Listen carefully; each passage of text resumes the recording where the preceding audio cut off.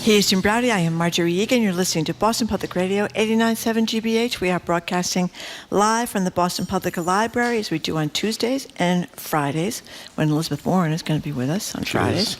We are streaming at facebook.com/GBH News and youtube.com/GBH News. Welcome back. Thank you very much. You've been away, except I have been for away. Friday. That's right. I was on you vacation. You were missed, by the way. Well, thank you, Jim. A couple of programming notes before we get started. Later in the show today, roughly 12:30, Governor Deval will join us here live at the library. He's at the NAACP this morning, introducing a panel as we speak. Secondly, an apology. Yesterday during the show, we kept directing you to a video of Paris Alston and my interview with Vice President Kamala Harris, and unfortunately it wasn't posted till later in the day. It is posted now. It's worth seeing. I think it was a really interesting perspective on Harris. And as Marjorie just said, Senator Warren will be with us in person here Friday at 11. Jamie, is she going to take questions from people, or is she? Okay, she'll be here Friday at 11. So Donald Trump is the first president in the history of the country, you knew this, to be criminally indicted repeatedly, with more to come, possibly as early as today.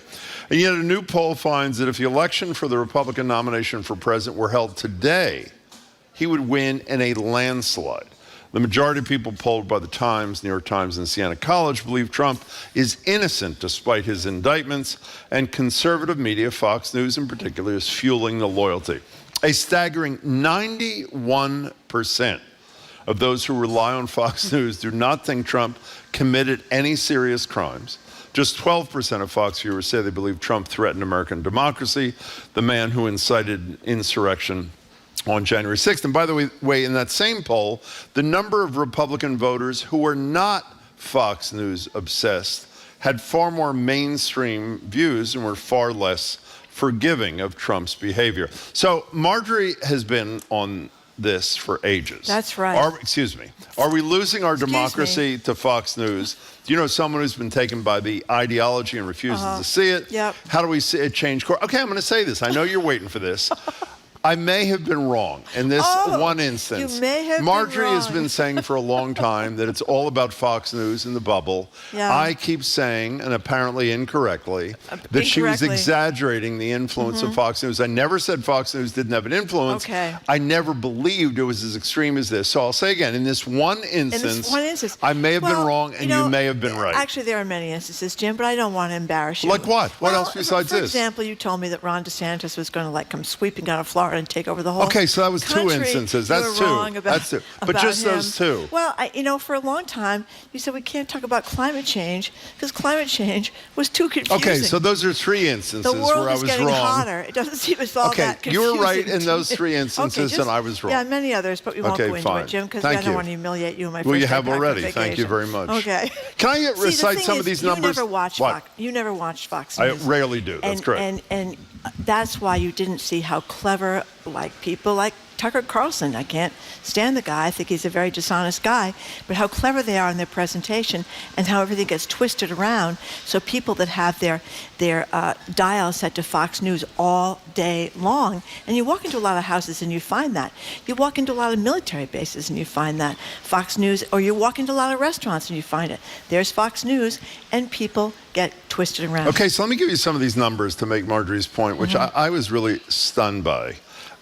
Only 5% of Republicans who are major Fox News watchers, 5% think he has committed serious crimes.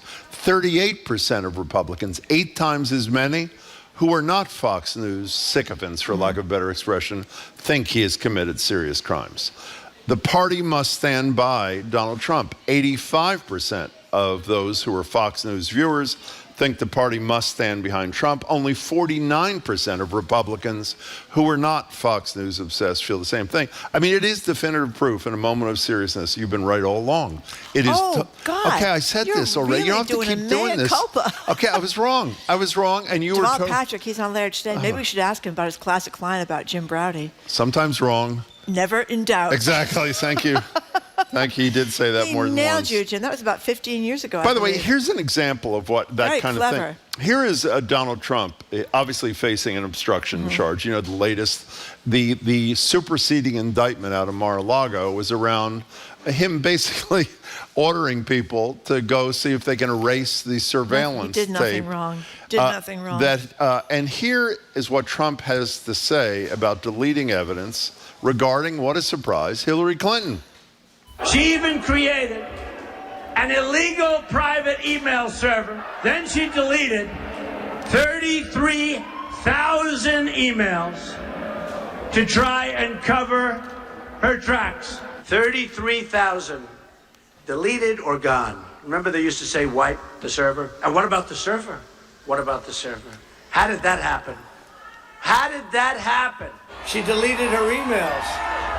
People go to jail for that. And by the way, that was a compilation produced by CNN, but I think your point, and I'll speak for you here, is when that plays nonstop, things like that on Fox News, while Trump committed no serious crimes, Hillary Clinton, lock her up, It's not is the whole just deal. Hillary Clinton. The Biden crime family, Right. What about Hunter's laptop? What about Hunter's laptop?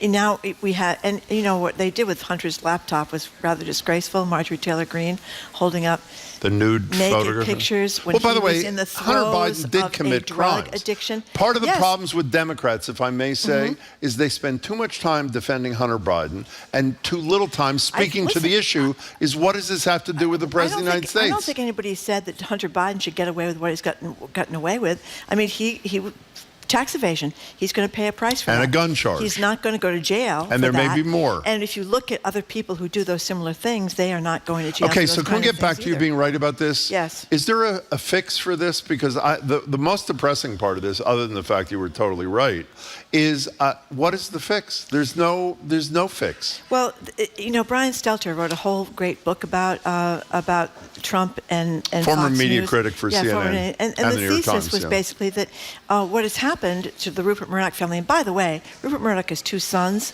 One of them has been so disgusted by what his father and brother have done that he's quit the organization, and he and his wife are living totally different lives. The other son, Lachlan, is totally on board with Dad because they are making billions of dollars. And it's not just here, it's in Great Britain and it's in Australia, and they have been so lying about climate change in Australia to the point that they can't get any truth there about climate change. They basically own the media there. They own a lot of the tabloids in Great Britain. They own the Wall Street Journal as well, and it's amazing that the Wall Street Journal has not gone as totally in the tank, although their editorial page is pretty much in the tank. The But reporting is not in the tank in the slightest. no, their reporting is not, and they're still a great newspaper. But their editorials are sometimes like written agree. like you think someone from Mars has written this thing. But the thing is, there's so much money to be made here, and when Fox, after the election, deviated for a couple of days and said that They Trump lost their audience. then they lost their audience to more right-wing sites, and so because of the money. And the other thing is, the money that people like Sean Hannity, Tucker Carlson, Laura Ingraham make, the money that other people make on Fox News keeps them there. It takes a lot to leave all that money, and some people have done it. Chris Wallace did it and went to CNN, but he'd already probably made enough money. But it's all about what many things are in the United States. It's all about the almighty dollar. 877-301-8970 to text us or to call us, 877-301-8970. In my defense, even though I was wrong, that's the fourth time I've said that, about this, I could not believe that these people who watch Fox News to the exclusion of almost everything else could be as dumb. I know you're not supposed to say. Well, excuse me. Do they know that the guy they loved more than any, Tucker Carlson, is on tape saying Trump's a monster, he's a liar, I can't stand him, at the same time that he's praising every single thing he does on television? Well, do they not know that? Did Fox News broadcast that? Then No. they don't know it. I mean, that's the thing. That's really unbelievable. That's the thing. I mean, you go into, and a lot of us have had this experience in our own lives, you go into people's homes family members, particularly older family members, because most of Fox's audience is over. I think they're either over 60 or they're over 70, and it's on all day long. I know that. You go to certain establishments, as I said, including military establishments, it's on all day long. So people that don't necessarily look around to what they said in this story is that people who read other news sources, like newspapers, have a much clearer idea of what's true, because newspapers can get sued for lies. I mean, Fox eventually got sued, but it took a lot of lies for them to get sued, and it was defamation. But here's the thing. It's just pervasive among older Americans, and older Americans vote. 877-301-8097. One of the most depressing stories I've ever read. One of the most depressing stories I've ever read. Stephen Taunton, you're first. Hey. How you doing? Hey. I'll tell you why I think that Republicans are still voting for. Hello? Hello. Yeah, we heard you. You're going to tell us why Republicans are still voting for Trump. Yeah. Yeah.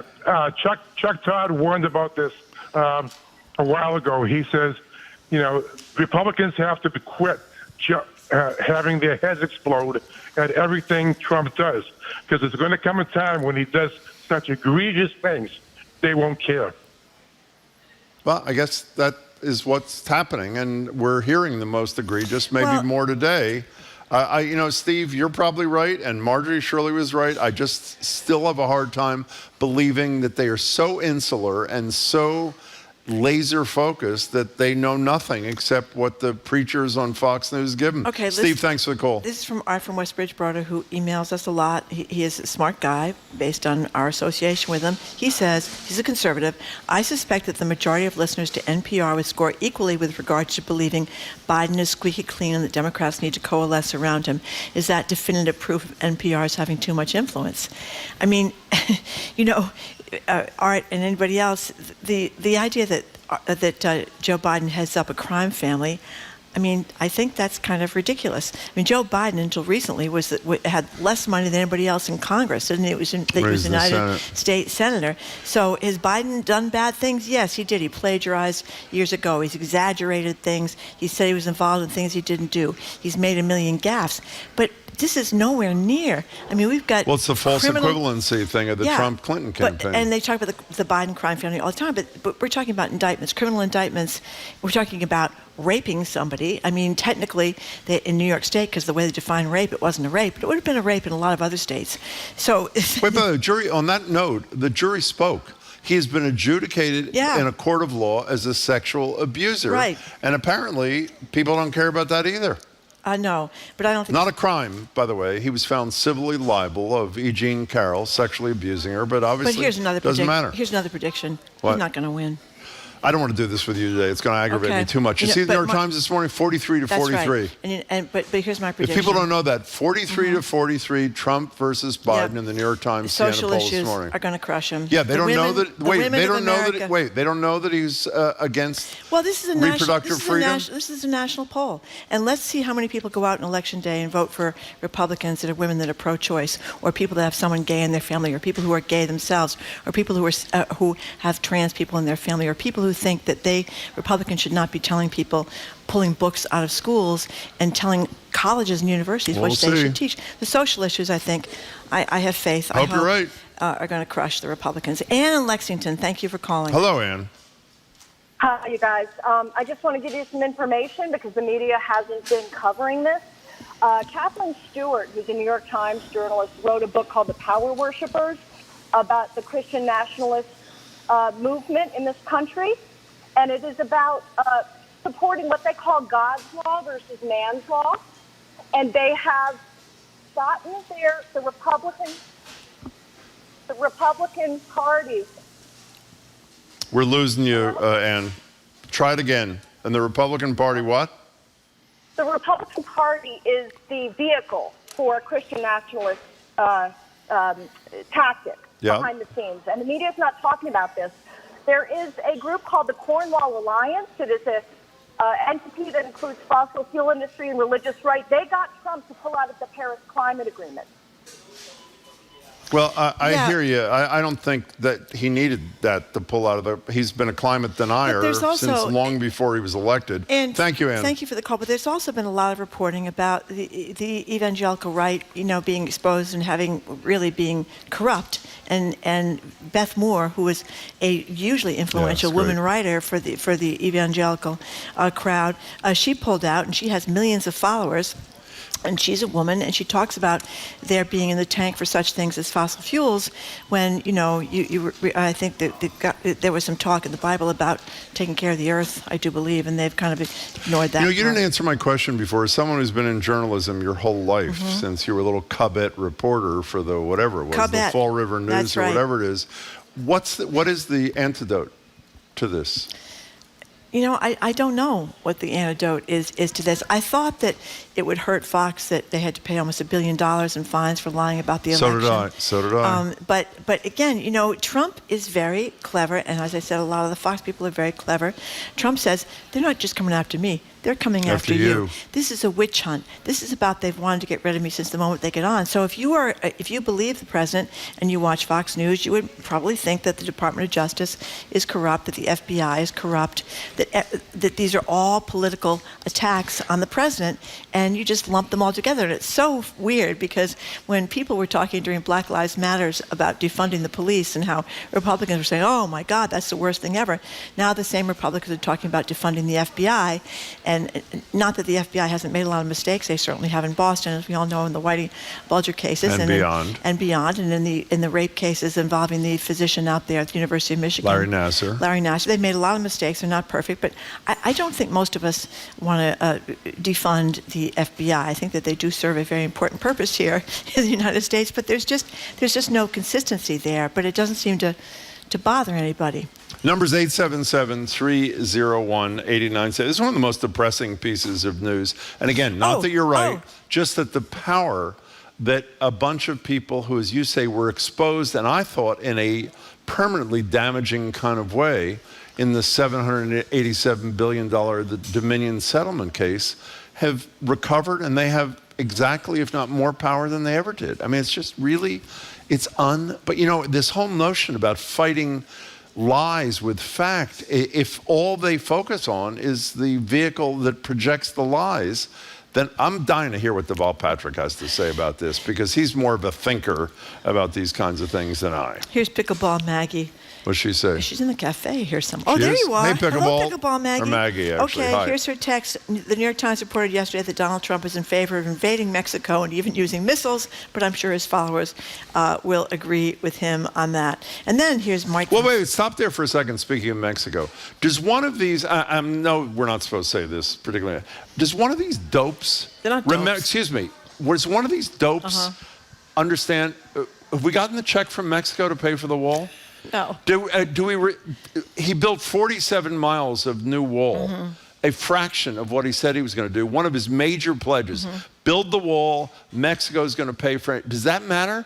When he talks about excess spending, who increased the deficit more than any president in the history of the United States of America? Donald Trump. I am... Well, I think facts are not, so many people have said, Jim, it is a cult. And I think there's a lot of other things in it. I mean, I think Donald Trump obviously appeals to people who are racist. He appeals to people who don't like women very much, even including some women who vote for him. Lots of women. He has a certain appeal. And unlike Ron DeSantis, who's really a stiff and is kind of a bully and very unappealing, Donald Trump, you can watch him in these things, even if you can't stand him, and he's entertaining. And I think that's a lot of his... Well, he also understands it's about bread and butter stuff in the economy. The thing you were right about, too, this DeSantis thing, the anti-LGBTQ stuff, the slavery, all this cultural crap and cruelty, you were right, does not play.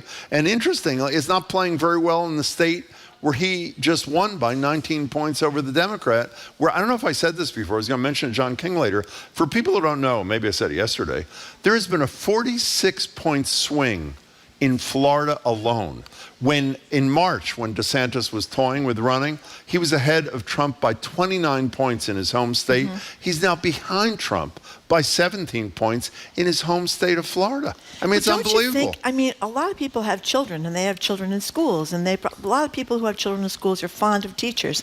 And, you know, you hang around the playground in the afternoon, you hear the complaints about how teachers feel like they're afraid to make a move. You hear about how they're covering up the books in their classroom so they won't lose their jobs. Guess so. I think all these things do add up to take it. He's a mean, nasty guy, and I think as generally opposed to Donald speaking, Trump, who's actually a sweet, loving, empathetic guy. But Trump covers his mean and nastiness with an ability. He's a TV star, and I think that really helps him. Okay, we're talking about Donald Trump. We should also talk about... No, we're not talking about Donald Trump. Or what are you talking about, We're Jim? talking about your position that you were right about for years, right. that Fox News we're talking determines... about how right I am and That how is what we're wrong talking Jim about. is. And Mike from Southborough just texted, said, "Go, Marjorie, don't let Jim talk over you." Jim's being very humble today and admitting that he doesn't know what he's talking about on many subjects, which makes me very happy. The number is 877-301-8970.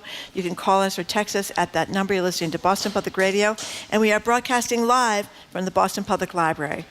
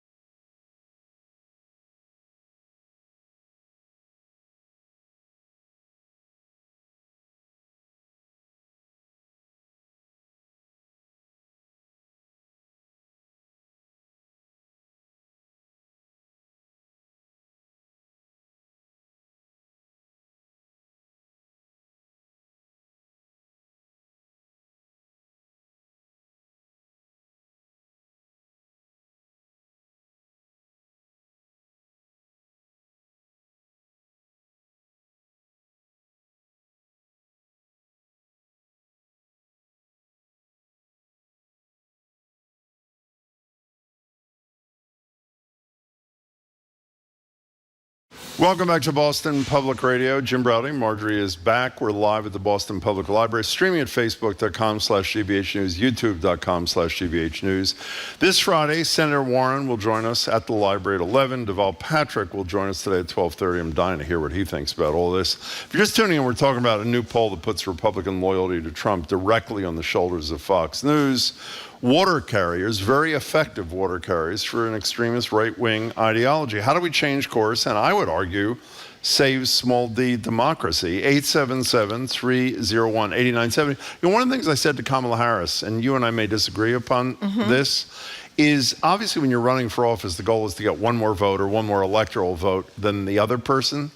But if Joe Biden and Kamala Harris win again by a narrow margin, they didn't win narrowly last time, but narrowly, and I don't know, 45% of America, 40% of America, 38% of America believes this sickness, we are screwed. We are really, really screwed. Well, many people have said it's going to take us a while to get over this Trump era, you know, like 10 years down the road. But I don't think he can win again. But listen to this. I just made the point, though. I don't think winning would be a harsh show for democracy, coming even relatively close. Yep. Assuming he's going to have indictments out of Georgia, he's going to have more indictments related to the insurrection, I think is almost as big a problem as him winning. One thing I think that the other Republicans who are doing miserably, I mean, even DeSantis, I think he's, at 17% or something like that, and the other ones are in single digits, is that there's a hope there that all these indictments will eventually cause them problems. They haven't yet, but I think that there's obviously that they hope it's true. Did you see what Mark watching on YouTube said, Jim? No, he doesn't know what he's talking about. He said, "Welcome back, Marjorie. Put Jim in his place." Really love that one. Listen to this. Can we block him prospectively? Thank you. Listen to this. This is from Aaron in Hopkinton. "My father, a 72-year-old Republican man, is skewed so far right due to his consumption of Fox News. He's now constantly triggered to anger if any part of a conversation touches on any left issue, struggling to understand why. I've decided because he sees Trump as a reflection of his personal self. What's the name of that movie that we were talking about before the show? We've talked about on the air a million times. How my father lost his marbles watching Fox News. Drove my father insane or something. The person talked about, there was an essay about it too, I may be confusing the two. I think you're right. About when this person, the father worked for Dow Jones. He was what you used to call moderate a normal Republican, yeah. kind of like a Charlie Baker type person. And how he started watching Fox News, that someone would come over and visit his father, and he'd be outside before he knocked the door, and he'd hear screaming and yelling inside the house. And he walked in, and his father's screaming and yelling at the television set, worked into a total frenzy. And you always know from members of your family, like where somebody is, because they know I'm on the radio, or they know my politics, and they'll come to me and say, "So, what do you think about this trans thing, Marjorie?" And I think, they've been. That's exactly why they're asking me, because they've been ingesting all this stuff. That's what they say. John in Westboro, welcome to the show. Thanks for your patience. Hi. How you doing? Good. I listen to your show all the time. Thank you. And the point I would like to bring up is that the Fox News was penalized because of Dominion, right, for $750 million. Right. But the FCC is the Federal Communications Commission, and they license radio and television stations, and there should be some repercussions. Well, to Fox News and their broadcast. My understanding, this is at least the case as recently as actually, here's a deadline story. Fox faces FCC license threat over false election claims in January 6th attack. So what you're talking about may be in process. I cannot imagine the FCC having the courage or the power to deny a license. Maybe they condition it, but the brilliance of, and John, thank you for your call, the brilliance of Fox News post this Dominion settlement to figure out a way to slide around it and not get themselves in trouble again is stunning to me. I really thought they'd be chastened, not because they cared, but because they didn't want further, but he's not in the primetime lineup. He's not in the primetime lineup is all Trumpified. Right, but he did constantly say to the former president during their interview, no. Yeah, he did. You won the election, because I'm sure. But he's always been relatively fair as Fox News goes. He's been much better than some of the other people. Anyway, let's go to Tom in Worcester. Thank you for calling, Tom. Hey, Tom.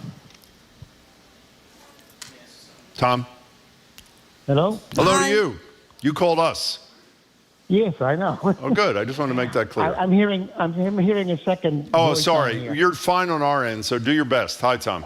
Okay, great. I think that Donald Trump is a great infomercial for a toxic product. He's great at identifying the problem, but it has very destructive solutions.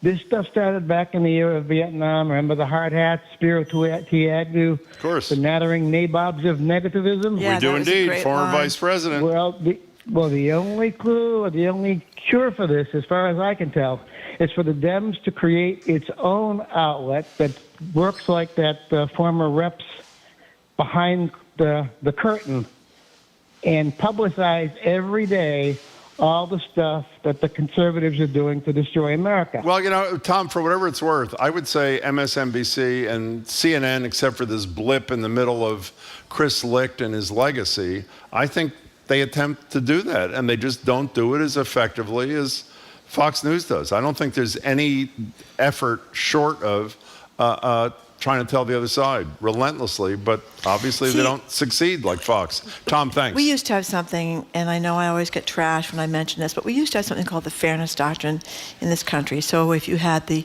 Republican on spouting their thing, then you had the Democrat on spouting their thing, and that used to be kind of the way things worked. Semi-equal time. Semi-equal time, and it was taken away, I think, during the Reagan administration. And I don't know with cable and with the internet and with all these things how you can ever get. But there's just something to me fundamentally wrong about owning a broadcast license and lying. I mean, Fox did. That was Tom's point, yeah. Went after this guy, claiming that he was a infiltrator on, the guy on died. January 6th. This he's latest suing. guy, yeah. He's suing, and his life was ruined, and he had to move out of his home, and he was being attacked on all sides. There's something wrong with that. It should be kind of something that you just can't do and hold on to your license. And I'm not sure how to fix it. I'm not a telecommunications lawyer, but there's got to be a way to get back to that. Otherwise, Well, why don't we get somebody on who has some FCC expertise, Jamie, who can talk to us about what the power of the FCC is, what they can do. Again, this report that I just read, and this is dated July 6th of this year, is that there is a license threat. I don't know how real it is, but and we'll don't try to check forget, into it. this all started after the Fairness Doctrine was gone. This kind of paved the way for Rush Limbaugh, who was also a very talented and very entertaining guy, but spouted a lot of very right-wing stuff. And as other people point out, if you go around the country, what are you laughing at? Do you remember when you discussed with a former colleague of ours at the old radio station the equal time doctrine? Do you remember what happened? On the air, Yeah. it was a crossover between us and the late Jay Severin, and Marjorie was talking about the equal time Fairness doctrine, right. fairness doctrine. And Yeah. what did he say to you? Well, he threatened to kill me. He challenged you to a duel, and it was not a joke. He made did a thing challenge about you to a duel. horse's head, like in not the Godfather movie. Godfather. What's the horse's head? Godfather, The Godfather movie. yeah. Okay, the Godfather movie. That It is. somehow I was going to have a horse's head in my bed or something like that. It wasn't a pleasant day. No, it wasn't. Let's put it that He way. disagreed with you. Let's put it disagreed that with way, me. yes. Nora Nora in Brookline. Hi. Hey. Hello. Hi.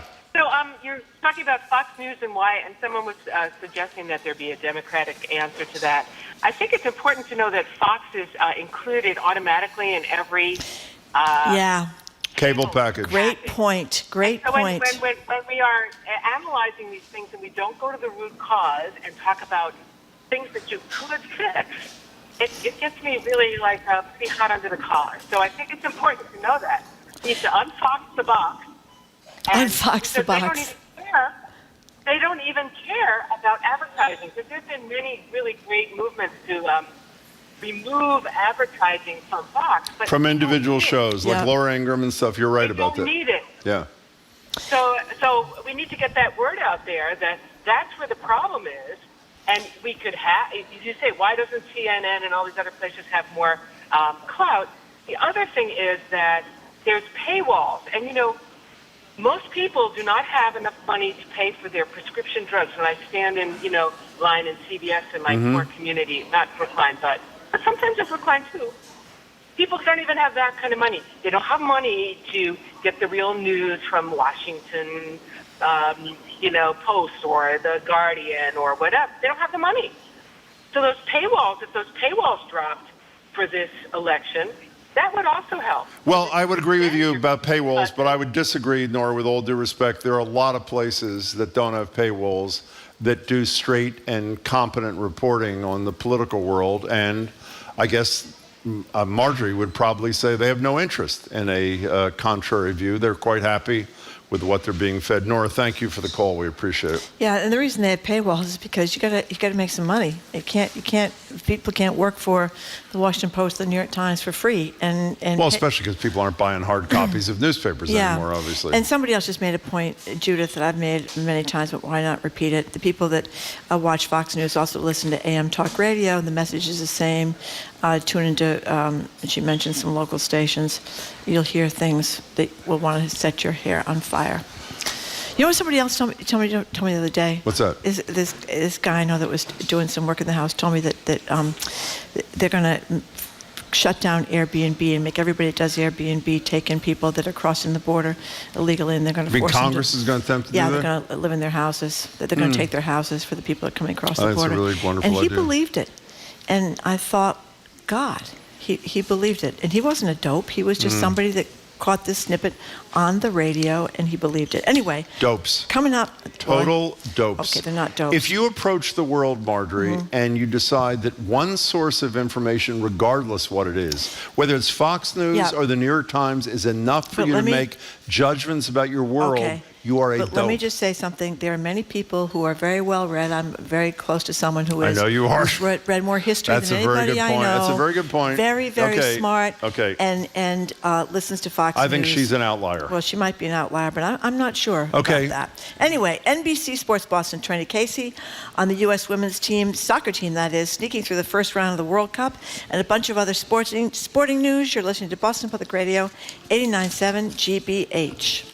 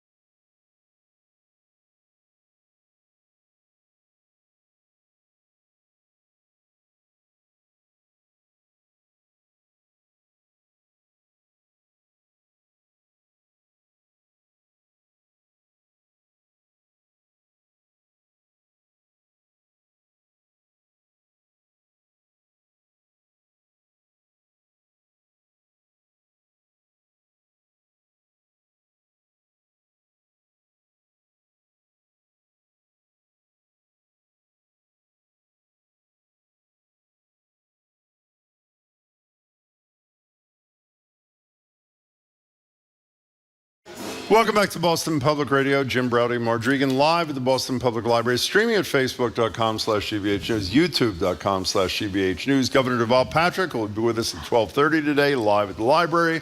Friday at the library at 11 o'clock sharp, Senator Warren will join us here.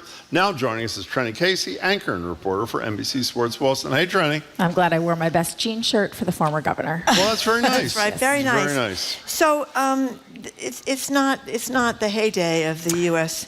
women's national soccer team, but give us the latest. They have looked just flat. I don't know how many of the games. So I didn't see. I think I was flying during their first match in the World Cup. So I did not see them beat Vietnam 3-0. But my niece, my 13-year-old niece, loves soccer. She's super into it. She wore an Alex Morgan jersey. We watched the game together when I was up in Wisconsin last week on vacation.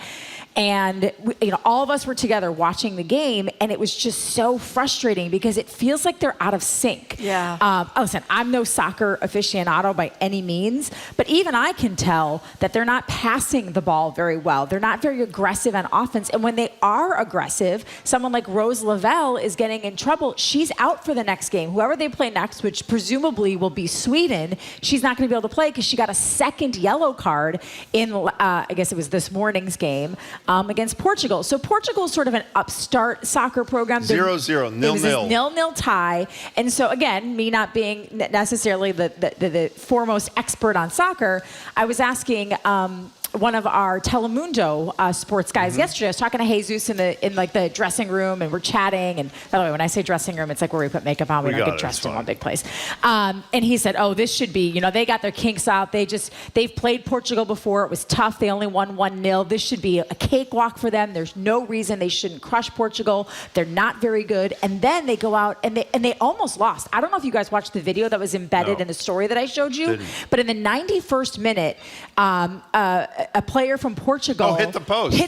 Yes. Like the post was the winner of the game. Like that's what saved it. And if had that goal gone in, the U.S. women's national team would have been knocked out. They would not even have advanced to the knockout round. So now they're in the final 16, but they're going to have to play. Most people think they'll play Sweden. Sweden is, I think they're seeded third in this tournament. They might not be favored in that game. For the first time in years, the U.S. women's national team might not be favored in a World Cup game. Isn't the conventional wisdom not that the United States women are not as good as they used to be, to use a quadruple negative, but that the rest of the world is catching up? The also-rans that used to lose 8-0 or whatever it is are now competent teams. They are. Like, Portugal is better. So Portugal has sort of been slowly making strides, right? Like, they pushed England to the brink. I believe they pushed Germany. Like, there are a bunch of top-tier teams that they've played pretty tough, including the United States. They played the United States, I said, earlier this year, and they only lost 1-0. But there's also little things, Jim, like, okay, so Portugal's a little bit better. Netherlands is definitely better. But the Netherlands beat Vietnam 7-0. The U.S. beat Vietnam 3-0. The Netherlands beat Portugal easily. The U.S. women's national team had to they just had to settle for a 0-0 tie and sneak in. So I think there are some issues with this team. I think that some people thought that the combination of very young players with the older veterans might be like the perfect combination, but it might be proving to be that you have a lot of young, inexperienced players, and then you have a lot of players, Alex Morgan, Lindsey Horan, Megan Rapinoe, who are all on the back end of their career. How's Rapinoe doing in these three games? She actually thinks 38, she had right? She's 38. Correct me if I'm wrong, somebody in the control, but I think in the first game against Vietnam, they actually brought her in the second half, and she helped spark the run against Vietnam. And I think she might have had a goal. And it was Lindsey Horan, who's a captain. She's a mother. She got hip checked in the game against Netherlands, and that just like by a teammate. No, not by a teammate. No, not a World Cup. But a teammate when she's not in playing in the World Cup. Yes. Yeah. And so that really fired up the U.S. women's national team, and they scored that goal. And they had a pretty good. They had one more opportunity, but I believe it was Alex Morgan who was offside. That's another thing. Alex Morgan, 3 games, 0 goals. Like, she may not even start against Sweden. She's one of their, always one of their top midfielders. Just hasn't been playing that well. It's a little shocking, right? Because you're just so used to the U.S. women completely dominating. Okay, so She's Trenni, 38. Yeah, Alex Morgan's 34. What is my obsession with women's soccer? Men's coaches. They and have a men's of the 32 World Cup women's teams, how many are coached by women? This is definitely a test for me. It's a quiz. I'm going to say 0. 12. Oh. 20 teams. That's horrible. 12 out of 20? 20 teams. Half No, of out of them. 32. Oh. 12 out of 30. 20 That's teams. better odds than I thought. I mean, I thought it was 0 I or think 1. it's pathetic kind of So, thing. so let's move on to Jim's theory that Saudi Arabia is going to soon employ every athlete on the earth. It's just a little breaking I do news. believe that, by the way. From the New York Times, What's saying that that? Tiger Woods is going to join the PGA Tour's board after a player rebellion over the tour's deal with Saudi Good for him. Arabia's wealth fund. He is, turned by the down way, $1 billion. he turned down $1 billion to play in the Live Golf Tour. Good for him. But anyway, they've gone after now this other Al Hilal, this Saudi. Mbappe. Yep. So, Yeah. so Kylian Mbappe is one of the best male soccer players in the world. He was a key to France's run to the World Cup in 2018. In the most recent men's World Cup, I believe he won the Golden Boot, which is like did. they didn't even win. they didn't. They did not win the Messi. World Cup. Oh, that's right. Argentina won. Yeah. And he was still a Golden Boot winner. But he has been offered, I believe, the equivalent of $332 million American dollars. It's just like a little No, it's over more. They 300. say they'll go to $776 million for one season. So he For one has, season. at least for now, I mean, that's a lot of money. That's almost $1 billion. At least for now, he has said no, that he does not want to go play there. Messi turned down an offer from the Saudi League. Right now, it's the conventional thinking is that Mbappe will go to Real Madrid. Right now, he's been playing with Paris Saint-Germain, which I believe was Messi's team, PSG. Oh, was it? Prior to coming to MLS. I mean, I think at least for right now, there is still a really sort of gross tinge to someone who goes to play for a Saudi team, right? So you have Cristiano Ronaldo. When you put Cristiano Ronaldo and Messi next to each other, it's like the golden boy Messi who does no wrong, sort of is an upstanding citizen. And then you have Ronaldo who's like a little shadier. He's often like kind of seen creeping back in the corners with women who aren't his wife and things like that. Like I think there's like a rumor of like children out of wedlock. Like, there's all of these things around him, whereas Messi is like, you know, the hometown hero, the nice guy. He turned it down, and Ronaldo was actually mad at Messi for turning it down, probably because it made him look bad. But you're right, Jim. At some point, like, how much money can you turn down? And if they have infinite amounts, you know, endless, boundless amounts of money, and they just keep offering you more and more and more, at what point are you like, ugh? Okay, so it what's the feels football? so gross. What's the football contract, the NFL, with the several $1 billion, right? So I don't think the entire NFL would go Saudi like that. They could start a Why? league. If they're willing to pay almost $1 billion for one soccer player, why would they not say, just buy the entire Commissioner NFL? Goodell, what's your TV contract? $3 billion? I don't know what it is. More than We'll give that. you $10 billion. We'll give you $20 billion. I mean, it is being talked about. What I've heard from folks like Albert, we have Albert Breer, who writes Yeah, Monday it's Morning great. Quarterback It's on Sports Illustrated. You know, his thinking, and I think a lot of people around the NFL, their thinking is they might first get in with like a team, and the most popular common team name that's brought up is the Jacksonville Jaguars. They are trying to get a new stadium in Jacksonville. They're looking for public funding. So it's quietly talked about that a Saudi buyer would come in and say, well, we'll just pay for a new stadium and we'll buy your team and we'll make the Jacksonville Jaguars relevant. That's probably music to the NFL's ears. Now, whether or not they would accept him, like, listen, they just kicked out, you know, they just finally excised the demon that was Dan Snyder and the Washington Commanders.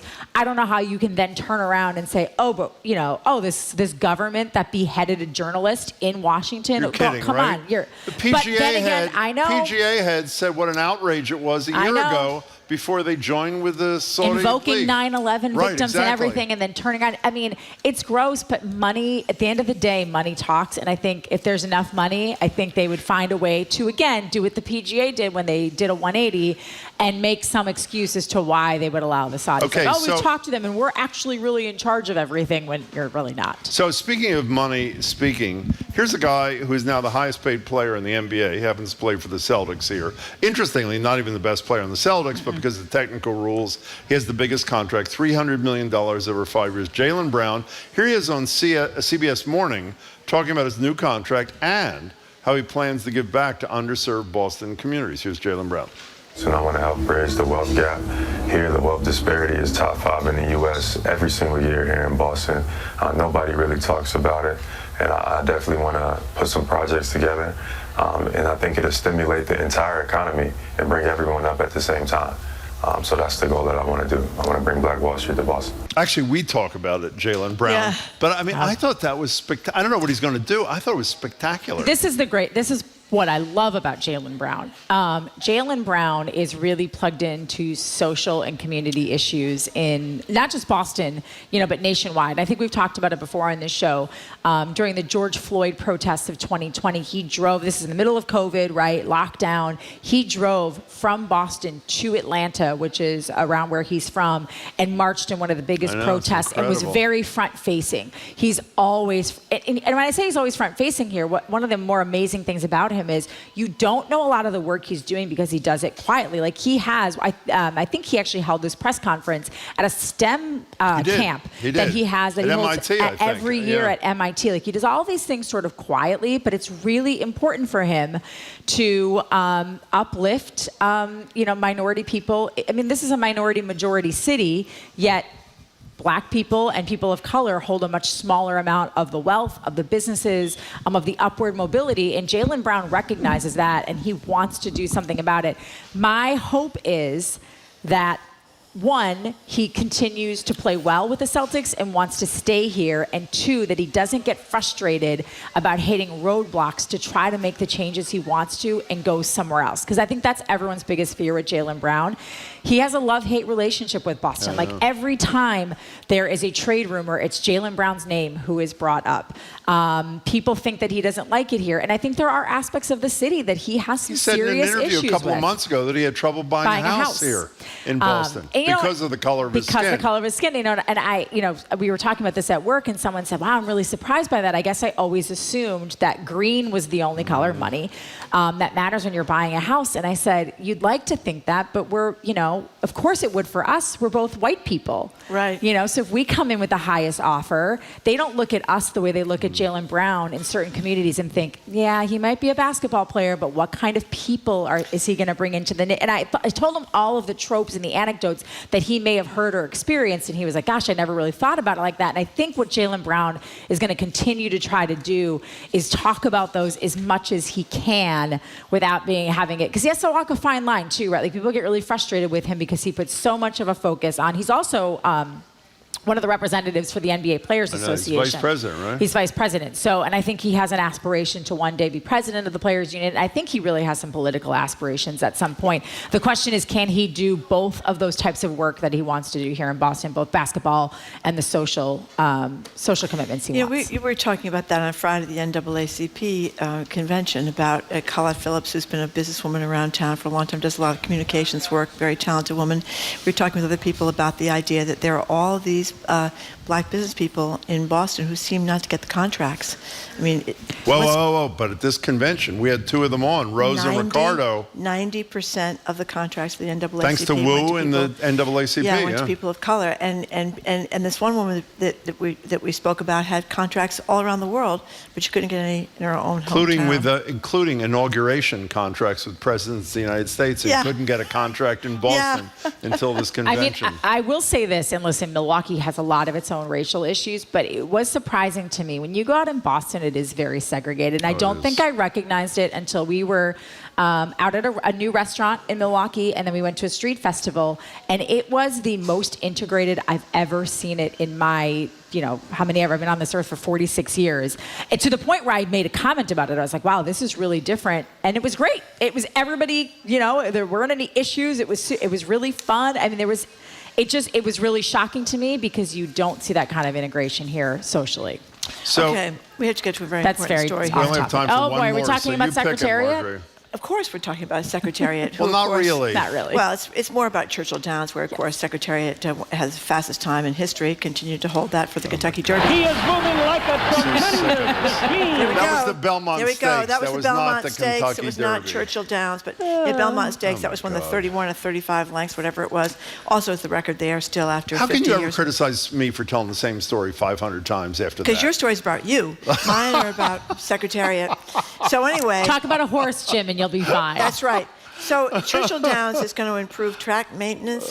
There were all these deaths of horses prior to wait a second. You're giving them a break. The guy who runs Churchill Downs announces 2 weeks ago, we're not making any changes. We're just reopening. And then he gets such blowback that he finally says, okay, we'll do some good thing. Yeah, well, What a fraud. What I was going to ask is this does not seem to be enough to deal with the problems. I mean, I guess we'll see. I mean, like I say on this all the time, I don't know enough about horses, and they were what I found interesting is they were still very vague about some of the horse deaths that they had. Like in the article that you guys sent me that I read, at the end of it, they said, well, there were 2 deaths after horses raced, and they had to euthanize them. They had like physical issues, and then they had to euthanize the horses. And I was like, well, what were those physical issues tied to? You know, you can have it's kind of like concussions in the NFL. You can have all the veterinarians you want there. You can have all of the horse trainers that are looking out. You can change the track and try to make it as healthy as you can. But if the people that you have there that are supposed to look out for the safety of this, in this case, the animals, or in the NFL for the players, if they're all on the payroll, who are they really looking out for? So that's what I want to know. Who's paying these veterinarians? Who's paying these track people? Who's overseeing the whole thing to make sure that it's not just a charade? Secretariat had a toothache before the Belmont But he Stakes. still Is that won. true? Yeah, But he then still won. then they discovered What, they that floss or something, I'm not or sure what if they pulled the tooth or they just fixed the tooth or what happened. Yeah, because I mean- he was having a difficult time with the bridle, the bit in his mouth, Oh. and the veterinarian very came in sad. last minute. And the next morning, Secretariat ate his breakfast. And they knew They that he knew. was going to win. They knew he was Do you going to consider win. him an athlete, Marjorie? Yes. Interesting. I don't know. Should I? I don't not? know. I mean, I think it's a horse. So She not only considers just- him an athlete, if she had been around, she would have dated him. Let That's me tell right. you. That's right. I tried. you do have a crazy fascination with Secretariat. I do have a crazy Not fashion. me. No, I I don't- was looking at her. Right Yeah. here. You know, Sports Illustrated that last month, the 50th anniversary, had incredible pictures of. It is incredible what he was able to held do. the record for 50 years. I know. That's pretty impressive. Do you know He about is those moving pictures? like a tremendous Woo, machine. there it goes. You know what Do you know, Marjorie said to I me? actually saw this story and I didn't send it because I was like, we're What just is going it? to talk about Secretariat the whole time. Well, you know what's incredible? Marjorie, after she saw the pictures in Sports Illustrated, she asked me not to mention this. She texted me, full nude, she told me. Secretariat. She has it right. hanging up, like she's got it like on her ceiling, like back in the day. People used to put like Bo That's right. Derek I up don't there, remember whoever that. it was, No, I like don't know Paula what she's talking Abdul in the about. 80s. I really Okay, should have Marjorie a full as size. Secretariat. I should have a picture. How big was that's his right. heart, Marjorie? Twice the size of a normal horse's. Is that incredible? Like Yeah. the Grinch That after is he right. stole That's right. Christmas. Exactly right. Trenni, it's nice to It was see you. speaking Welcome with home. Trenni Casey, Bye, anchor guys. and reporter for NBC News, NBC Sports Boston, excuse me. And we're very glad we had an opportunity to talk about Secretariat during our Churchill Downs segment. After the new news, we're going to be talking to the ACLU of Massachusetts Executive Director, Carol Rose. You're listening to Boston Public Radio, 89.7 GBH. We are broadcasting live from the Boston Public Library, and we are streaming on YouTube, the YouTube channel right now, facebook.com GBH News, youtube.com/GBH News. Deval Patrick is up later in the show.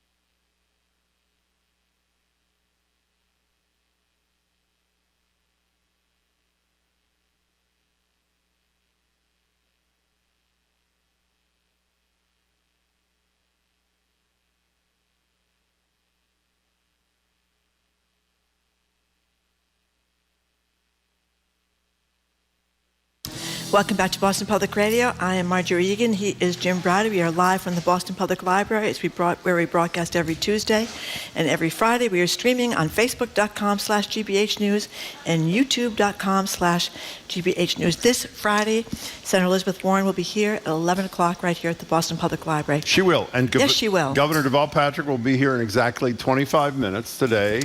And on Tuesday, I just learned, the current governor, Azamora Healy, will join us at the library for an hour of Ask the Governor. We're joined now, though, by Carol Rose, Executive Director of the Civil Liberties Union of Massachusetts. She joins us monthly. Hello, Carol Rose. Hello, it's great to be here with your great to have you. lineup. Yeah. It's exciting. So, Carol Rose, sometimes I think I'm in Alice in Wonderland world. It's like everything is upside down. Tell us about this latest, a piece in the Washington Post about Supreme Court Justice Samuel Alito Jr. The extremist show of the Supreme Court continues. So, this is actually pretty typical stuff. He went on into the Wall Street Journal in an interview, and he basically started making claims like, there's no provision in the Constitution that gives Congress the authority to regulate the Supreme Court, period. Well, that's just false. That's not true as a matter of law.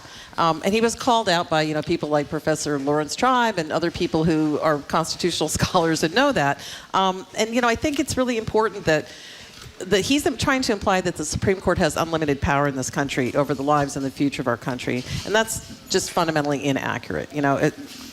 The Congress has the power to regulate the Supreme Court. That's what's called checks and balances, and we learn that in basic civics education. So I think we need to all see this as the propaganda for what it is and hope that it doesn't continue to show up in various opinions. We specifically with Judge Gertner, Nancy Gertner, talk a lot about the ethical violations of people like Alito, particularly Clarence Thomas, Roberts even. A whole bunch of them. The incredible part of this story, which I was unaware of until this morning, I knew about Alito's response, the interview in the Wall Street Journal in which he says, you have no power, and by the way, I didn't need to disclose my exclusive trip to wherever he went, the Alaska whatevers, for a hunting or fishing thing.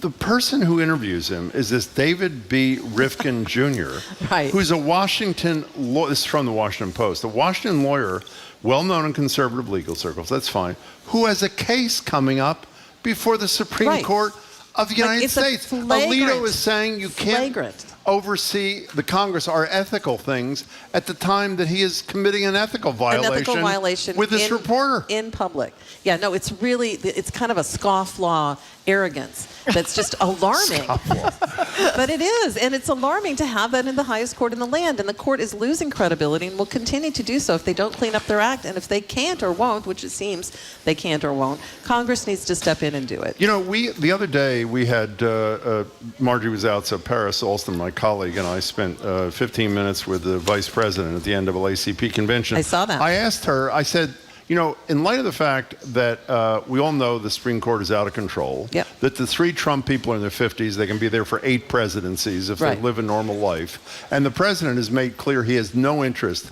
in court expansion, what's the game plan? And she did say, we got to elevate the importance of the Supreme Court in voters' minds, etc. Okay, fine.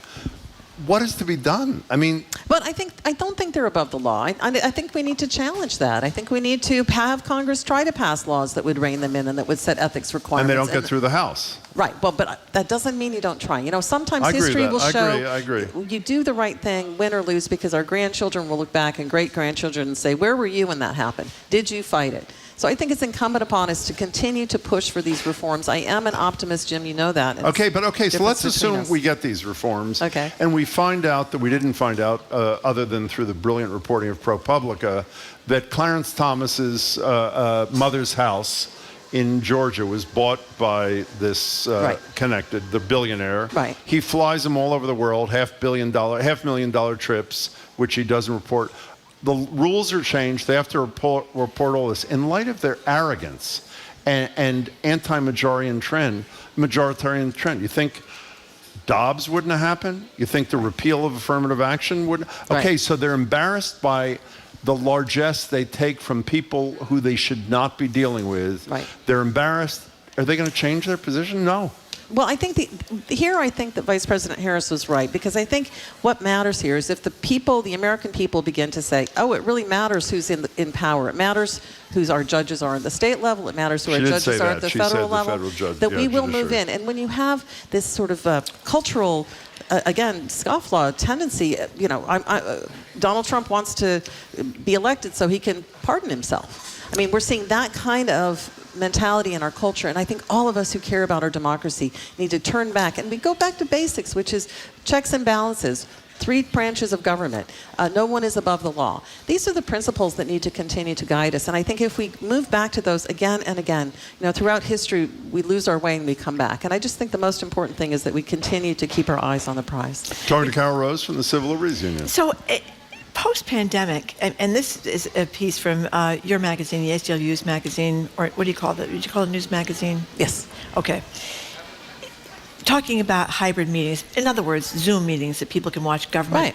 Right. Is there any excuse in the world post-pandemic when half of America is on Zoom for their work and everything else, why we wouldn't have Zoom capability at government meetings so people don't have to actually physically go there? Yeah, you're absolutely right. And there's a bill right now before the state legislature. We just had a hearing actually last week on it that would say we're going to keep hybrid meetings. There were not a lot of good things that came out of the pandemic, but one of them is that we learned to operate both in person and hybrid simultaneously at the same time. And so I think it's so important that we take that lesson as a good teaching that we can have. I know in my office, all of my meetings are presumed hybrid. People show up and people can Zoom in both.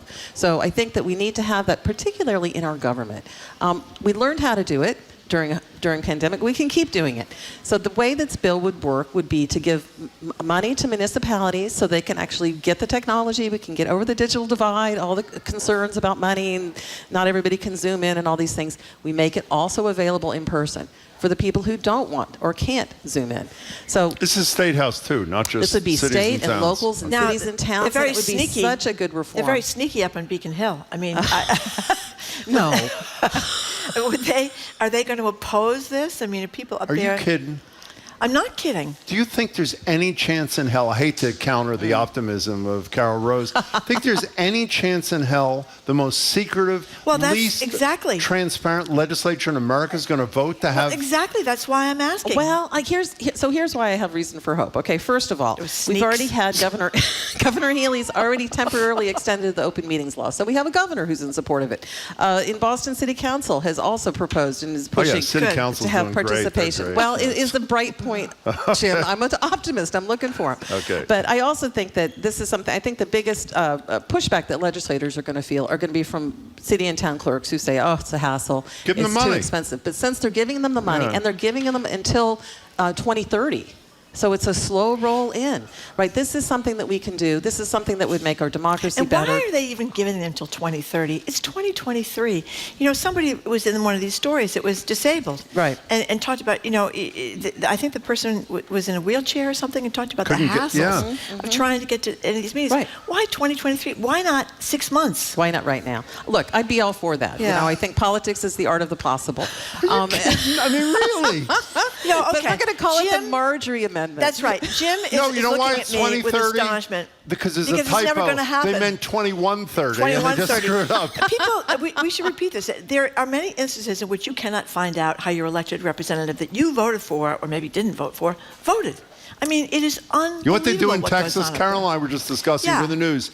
Every committee hearing in the Texas legislature is streamed. You can find out how people vote, what they're saying. Can we do that in Massachusetts? And Ron, no, we cannot. We can no, if we have the political will. Exactly. And Ron what we have to do DeSantis state is until recently, because he's shutting down on the ability to get public information. I mean, we're very secretive here in Massachusetts. All over the place, you can't get information from the cops or the courts or any of these other places. Yep. Florida, until DeSantis came in, was leading the country. You could find out anything there. Well, I'm so glad to hear you guys talk about this because, transparency and sunshine is something that ACLU has worked on. We were a big part of the earlier public records law reform, and then we need to do more. And I think it's time to go back. And just yesterday in my office, we were talking about why we need to go back and fix the public records law and push for more sunshine, because you have to start with information you cannot manage what you don't measure. So you have to start with transparency. Okay, so let's state what we've said 400 times. Sometimes they make you pay thousands of dollars to get this information out of the copy machine. Todd Wallach, who used to be at the Globe, he's now at BUR. He's great. He did brilliant reporting, not only about how you have to spend thousands of dollars for something, even if they grant it. You could get it. Wait, Send let's us repeat $4,000. this. For new listeners, you're the big expert. How many states in America is the legislature, the executive, and the judiciary, all three exempted from public records laws? I'm going to say one. And what state would that be? That would be Massachusetts. One state in America is exempt from public records laws in all three branches. Right. It's us. Right. I mean, it's unbelievable. You don't know what the hell's going on up there. You just don't know. So, guys, let's work together. Let's fix it. Let's change it. We care about listeners, this a lot. Let's do it. What do you say? Well, in that spirit, thank you. Yeah. So meanwhile, we have Those three people work in the legislature. That's why I didn't applaud. Meanwhile, we have the state auditor, Diana DiZoglio, wants to audit the legislature. She's really into these non-disclosure agreements because she was claimed sexual harassment and sexual hostile work environment up there. I believe it was hostile work environment up there at the State House. She's on next Wednesday, by the way. DiZoglio is. It seems to me she should be investigating these people. You know, I mean, I don't know enough about the details of her specific claim because we're not involved in it. But what I will say is the ACLU has always supported greater transparency, just what we're talking about. And I think that looking at both the legal ramifications, I think, haven't they gone to court on it? No. What's happening They're threatening is to go to court. She allegedly, I believe this to be true, does not, we're going to talk to her on Wednesday again. Yeah. She does not, next Wednesday, not tomorrow. She does not have the power unless the Attorney General agrees to represent her. Andrea Campbell. When is Andrea Campbell here? She's here soon. We'll tell you in a minute. She's been stymied by legislative August leaders. 18th. And now she's taking her fight to Andrea Campbell, the Attorney General. And the understanding that I have, transparency. we'll ask Attorney General Campbell, she can't proceed, the auditor can't proceed unless the Attorney General represents her. There is, according to the legislature, a constitutional preclusion from auditing. DiZoglio, in her memo to the Attorney General, says that I think she cited 113 examples, some small, some large, over the last century, where there has been some auditing, there have been some, which the legislature has acceded to, sort of undercutting their argument. Regardless what the law is, for a moment, and we'll talk to the Attorney General about it next week or whatever. 113, you're correct. 113. Past audits. How embarrassing is it that that's what they're hanging their hat on? Why don't they say, legislative leaders, while there's a debate, auditor, as to whether or not you have the right to do this, in the spirit of openness and transparency, let's see if we can agree on a couple things you can look at so that the public feels confident that there's sunshine as opposed to darkness. I mean, it's pathetic. I told you why. Right. Why? Very sneaky. Very sneaky. They are. I mean, can you believe Karen Spilker? We used to have Karen Spilker in. She's the president of the Senate up there, and we have not had her in for a while. I'm wondering if Sounds it's because... like you should. I don't think she's... I think we may not have invited her. Okay. Well, if she comes, I would like to know why she basically voted herself in possibly Senate president for life. I mean, there's no term limits anymore on these people. It is unbelievable. You know why? I give you the legal reason. You'll sneaky. Is that Latin? They're really, that's a term of art. They are really sneaky. Hey, I didn't know we were going to get off on this. Can I just say this for a minute? I am opposed, and I know this will aggravate even more people are aggravated with me. Healy and the legislature, all three support a tax cut. She ran on a tax cut. I would much rather see this $581 million they've appropriated for it in the budget that they finally approved, spent on services that matter. I mean, the public made clear what it wants. They voted for the millionaire's tax. They're not looking for tax cutting. Regardless, that's what all three of them want. Did they do it before they left for vacation? No. And they're off for a month. If you say to the public, all three of us, Senate, House, Governor, want to give you a $581 million tax cut, despite the stupidity of Jim Browdy opposing it, then give them a damn tax cut instead of going on a month vacation. And what are they doing next year? Why aren't you saying 5 months? What are they doing? No, it's next year. Oh, okay. In the even year, the election years, they take a 5-month vacation. In the non-election years, why aren't you involved in that? It's outrageous. You know what? I think that money should be donated to the ACLU of Massachusetts. Exactly. We can take on all of this work that you're giving me, Jim. I'm serious. I mean, it's just, and by the way, to his was. I wonder what Deval Patrick thinks about this. We never asked him about it. Charlie Baker supported their 5-month recess. What was his excuse? What was his argument for that? I can't remember. I don't know. Okay, we have to fine. get on to another scam. Go ahead. This one is really upsetting me. Right after the George Floyd tragedy, when of course we all saw a police officer have his knee on his neck for, I think it was 9 minutes, and killed him. We were all talking about transparency from the police department. And they had this Office of Police Accountability and Transparency, this civilian review board, which is supposed to look at what the cops are doing and make sure that everything is kosher. Right. Well, this turns out to be, from my reading, another joke. Well, I think it's, one of the things I want to say about it is police reform is really complicated. And this came before we had the actual comprehensive legislative police reform, which I do have to say is a good thing the legislature did. On the state legislature, I agree with that. The state legislature did a great job on agree. that. And, this sprang up after the George Floyd murder when Mayor Walsh, then Mayor Walsh, set this up and took the pledge of the Obama Foundation's My Brother's Keeper Alliance and all that stuff. And they came up with pretty good recommendations. Things like putting a ban on the use of biometrics and face recognition, things like that, software. So that was really good. But the OPAT was really set up as to take the floor. It was the floor, not the ceiling. And so they're taking the smaller kind of complaints, like this one, which isn't really so small because they released the name of a murder victim. A 14-year-old boy. A 14-year-old murder victim, But of the complaints they're looking at, they don't rise to the level of, say, use of force kinds of complaints. Those go to the Post Commission, which is the Police Officer Standards and Training Board. But the problem we have is that all of these oversight boards don't have that much power. Right, so they exist, but they haven't been yet empowered. Because if the police commissioner can just come in and say, well, I've just decided to disregard you. Which he did in this one case. Commissioner Cox. Without saying, to your point, but we're going to take steps to fix the policy or something. I actually think Cox has a point here. The 14-year-old was killed.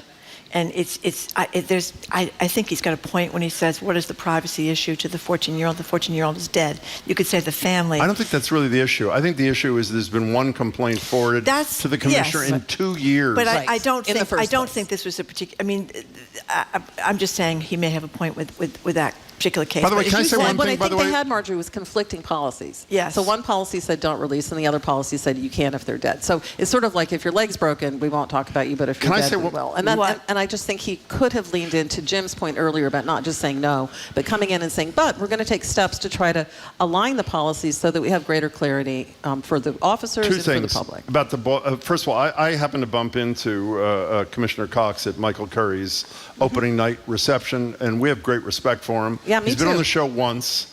I said to him, we're very disappointed that we've invited you regularly and you haven't had time in your schedule. He's very polite and respectful, but it is not a lack of interest on our part in having Commissioner Cox here. For whatever reasons, he has not been. Now, speaking of respect, we ask Mayor Wu every month, Pepper Jack Danilecki, who has a career here, the cop, of excessive force. Many cases against him. There's a case pending for 2 years now? Right. And it's sitting on Commissioner Cox's desk. Every month we ask Mayor Wu, what's the status? No update, no update. Wow. It's a pretty serious thing. Yeah. If it turns out that the people who he is serving, the people of Boston, can't have confidence that alleged offenses like this are dealt with expeditiously, how well do they feel protected by people like Danilecki? I think it's a real problem. I think it's a real problem, Jim, and I think one of the things to keep in mind is I think both Commissioner Cox and Mayor Wu's hands are hamstrung by the Boston Patrolmen's Union,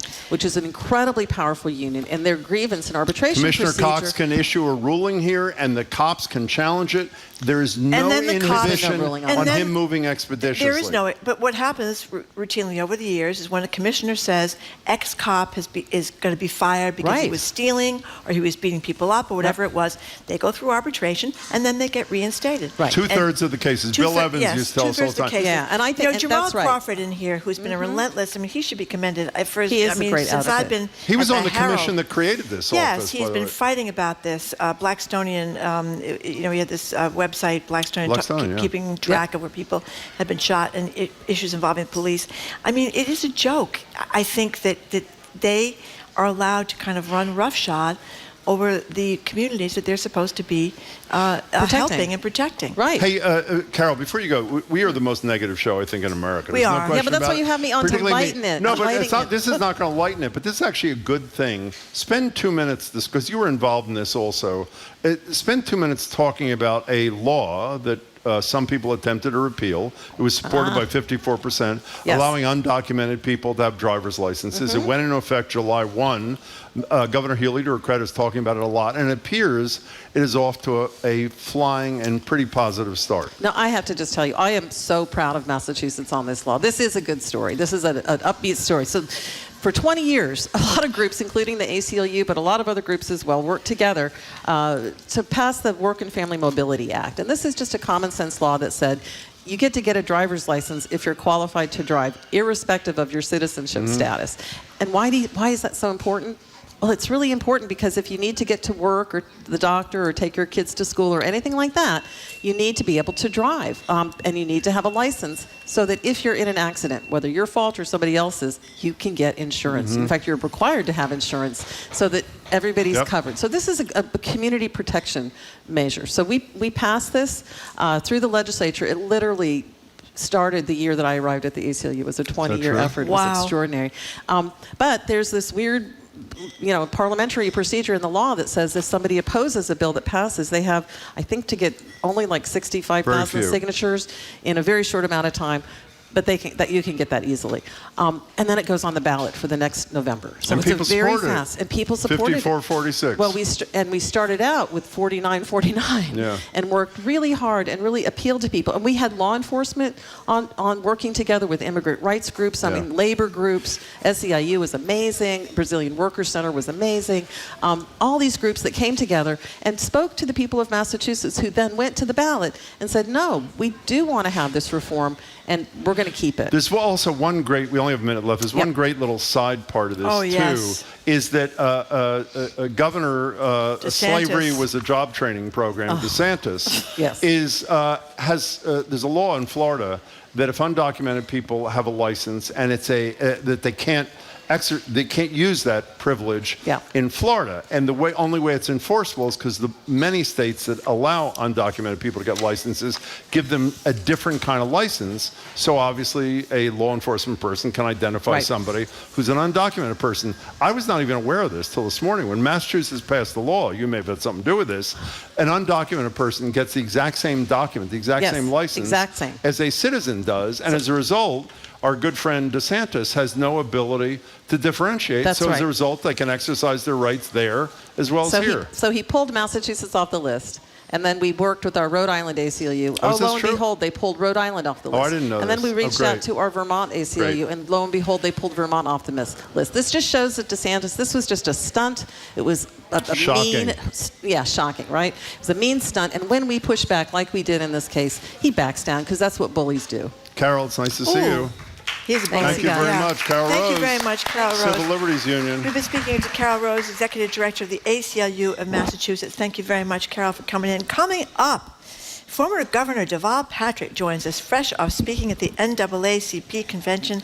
I'm really happy to be talking to the former governor. You're listening to Boston Public Radio, 89.7 GBH, broadcasting live from the Boston Public Library and streaming on Facebook.com/GBH News and YouTube.com/GBH News.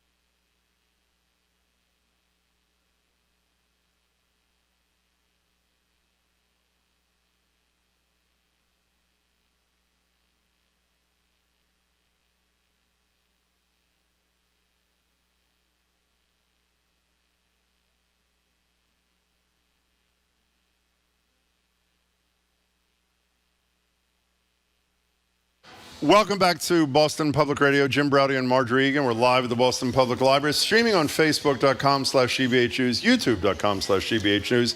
This Friday, Senator Warren will join us here at 11 o'clock. Tuesday, the current governor, Governor Healy, will join us here at the library for Ask the Governor. And actually, I forgot to a second, the guy who initiated Ask the Governor 17 years ago is with us now, Governor Deval Patrick.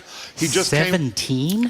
Yeah, when you were, time yeah, flies. when you took over. He just introduced the panel at the NAACP National Convention here in Boston, Cultivating Black Wealth, Bridging the Gap to Economic Excellence. We're joined now by, I would say, the fittest man in Massachusetts, Governor Deval Patrick. How are you, Governor? It's great Thank you to see very much. Nice to see you. So, Jesus, look at this guy. My So, God. Governor Patrick, before we get to the serious news, I just want to tell you, I have repeated a line about 500 times I know which one. that you used to describe Jim Browdy You did it 17 today. years ago or 16 years ago, whenever it was that we first had you on the radio. Do you remember what that line was? I do. Oh, please You share. want me to? No, come on. No, you can say I'm it. a guest I here. can deal with it. Go ahead. I said of Jim that he is often wrong, but never in doubt. Thank you. We love that line. So I have It's got also true he's often right. Yeah, well, I should be sending didn't you say a that. residual check for all the times I've used that line. But anyway, getting back to the NAACP convention, which Jim and I were lucky enough to be at on Friday, and Jim had a chance with our colleague Paris Alston to interview the vice president. We did. On Saturday. What was this about? The Cultivating Black Wealth, Bridging So the there Gap? was a panel with 4 really extraordinary people, cross-sector, including Secretary Howe from Economic Development here in Massachusetts. The co-managing partner of Bain Capital, John Connaughton, was on the panel. See, this will happen. Okay, John Rice. John Rice, excuse me, of MLT, which is a marvelous workforce development and professional development initiative that he invented and has been going for some while. And Derek Johnson, the head of the NAACP, and they were talking about new strategies to think about how to create and extend wealth creation opportunities for black families. The average household wealth of a white family is nationally is somewhere like between 8 and 15 times the average household wealth of a black family. And by the way, if you control for education, it doesn't make much difference. The average household wealth of a white high school dropout is greater than the average household wealth of a black college graduate. Wow. And by the way, we should add the Boston number that everybody's memorized, thanks to the Fed and the Globe reporting. $247,000 a half dozen years ago for an average white family in Boston. $8 for an average black family. Having a lot to do with the value of housing. Yeah. And the and some historical judgments that we as a society have made about who does and doesn't get a mortgage, who does and doesn't get access to credit, and who is or is not shown property. Well, you know, one of the things, we always say this, I'm embarrassed all the time by what I don't know, and particularly after George Floyd, what I didn't know about black history in the United States of America. I think a lot of people, like myself, wrongly assume the GI Bill was for every soldier that came back from World War II, but it turns out that if you were a African-American soldier, you had a real hard time trying to take advantage of that, if you could at all. So I've told you, I think before, the story about my father-in-law, my wife Diane's dad, who grew up in Vicksburg, Mississippi. And he lied about his age. He was 16 to join the Navy, and he lied about his race. You may know the term, he could pass. Do you know that term? Yes, He could, for listeners who may not know, very fair skin. So for many people, they wouldn't assume he was black. And in fact, his father was white. But he lied about his race so that when he joined the Navy, he would not be stuck in the galley. He could actually learn. He became an electrician. He learned those skills. When he was discharged in Brooklyn and met my mother-in-law, my wife's mom, they lived in Brooklyn in her family's house in Bed-Stuy, a house that today we could not afford. But when they were ready to buy their own house, now he had the GI Bill. He went out to Queens, bought the house, and didn't introduce his family to the house until they had closed Oh, my God. on the deal. She saw it, Diane's mom saw it when they moved in. And within a year or two, the neighborhood flipped. And it was because you couldn't get a mortgage. He was discharged honorably from the Navy, having served in the Second World War. So there are lots of ways in which, I will also say, if I may, there's a tremendous opportunity here to get at these issues, in part because the stalling out of economic mobility, in part because the stalling out of economic mobility isn't limited to black and brown people. Yeah. It's happened really across the board. And it's a whole lot of policy and personal choices that we have made in this country over a long period of time. And those issues, as I said this morning, are not beyond our capacity to care about and to make in new and better ways. I hate to be optimistic, but if I just can for a second on this front, we've talked a lot about this great reporting by our colleagues at GBH about how few contracts in the city and state in recent years have gone to businesses owned or run by people of color. We had two vendors on the show twice they were great. last week who are at the NAACP. Mm-hmm. There's this one woman who has had contracts all over the world. She has done inaugural work for your buddy, Barack Obama, and for Joe Biden, had never had a contract in Boston till she got 2 contracts worth $1 million, an events planner here. Mm-hmm. We had Ricardo from Privé Parking, Mm-hmm. who also had this great, and so the fact that 90+% of contracts for this convention are going to black entrepreneurs, it, in my opinion, takes away the BS argument come next week. We just can't find qualified people. We can't find people who have the track record. Plus, let me just get one more thing, and before you respond, we played sound from Jaylen Brown from the Celtics, who just signed a $305 million Amazing. contract. Did you hear his too? comments? Well, let's hear. Can we play Jaylen Brown just one more time? This is on the CBS Morning Show, the recently re-signed guard for the Boston Celtics. So I want to help bridge the wealth gap. Here, the wealth disparity is top 5 in the U.S. every single year here in Boston. Nobody really talks about it, and I definitely want to put some projects together, and I think it'll stimulate the entire economy and bring everyone up at the same time. So that's the goal that I want to do. I want to bring Black Wall Street to Boston. Governor. I love that. I mean, I was so. Someone sent me a tweet of his comments, and I reached out to him. We haven't met, but we've been texting back and forth to figure out how to meet, because I think.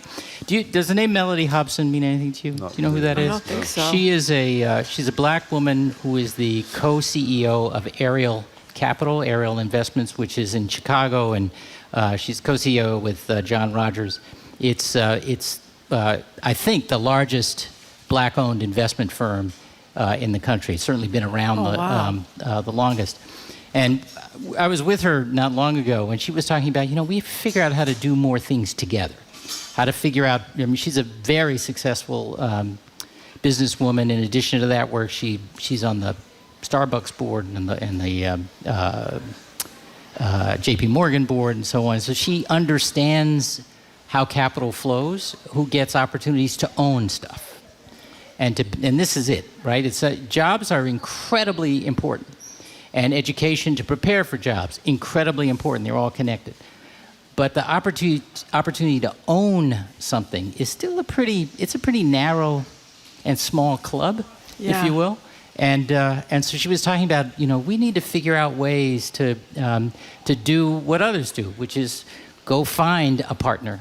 Don't just wait for the same old folks to show up, but go find a partner who is committed to the same kinds of multiple bottom lines of lifting communities up. And I think the comments from Mr. Brown are very much in line with that. Read a couple of texters who want you to run for president again.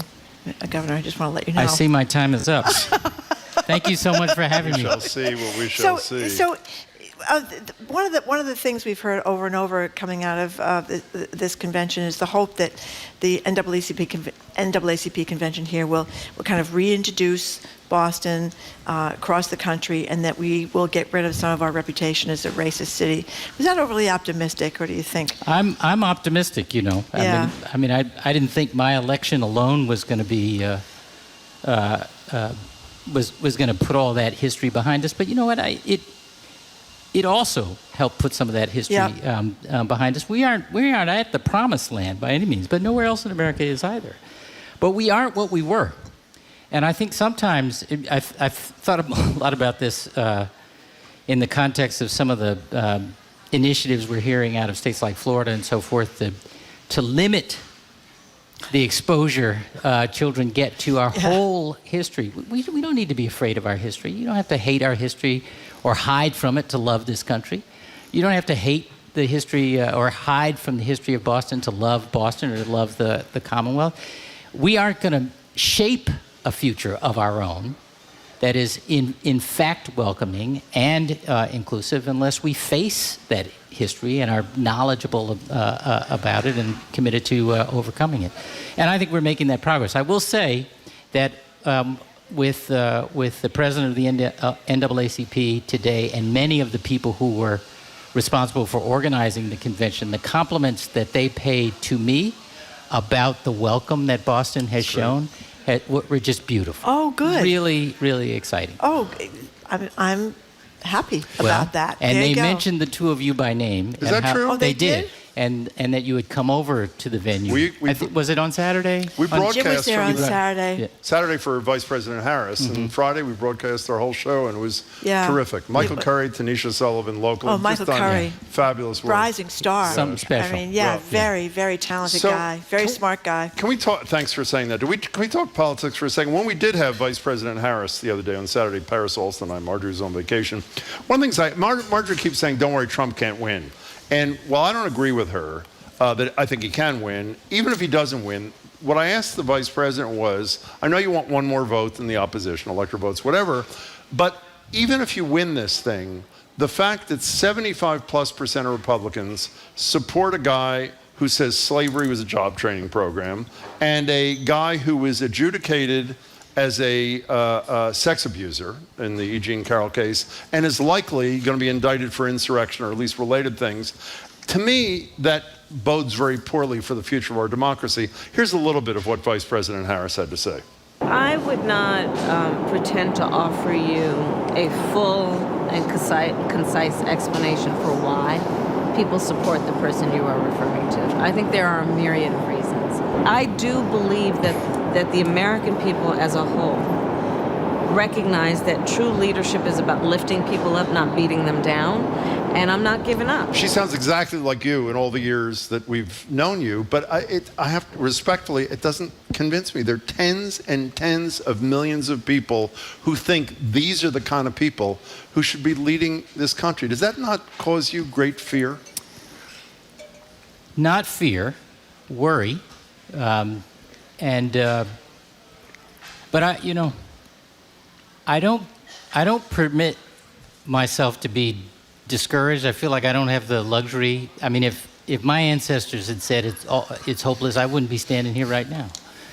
And so I owe it to them and to my own understanding of history and its long arc, not to give up on people who don't already agree with you and me and Marjorie.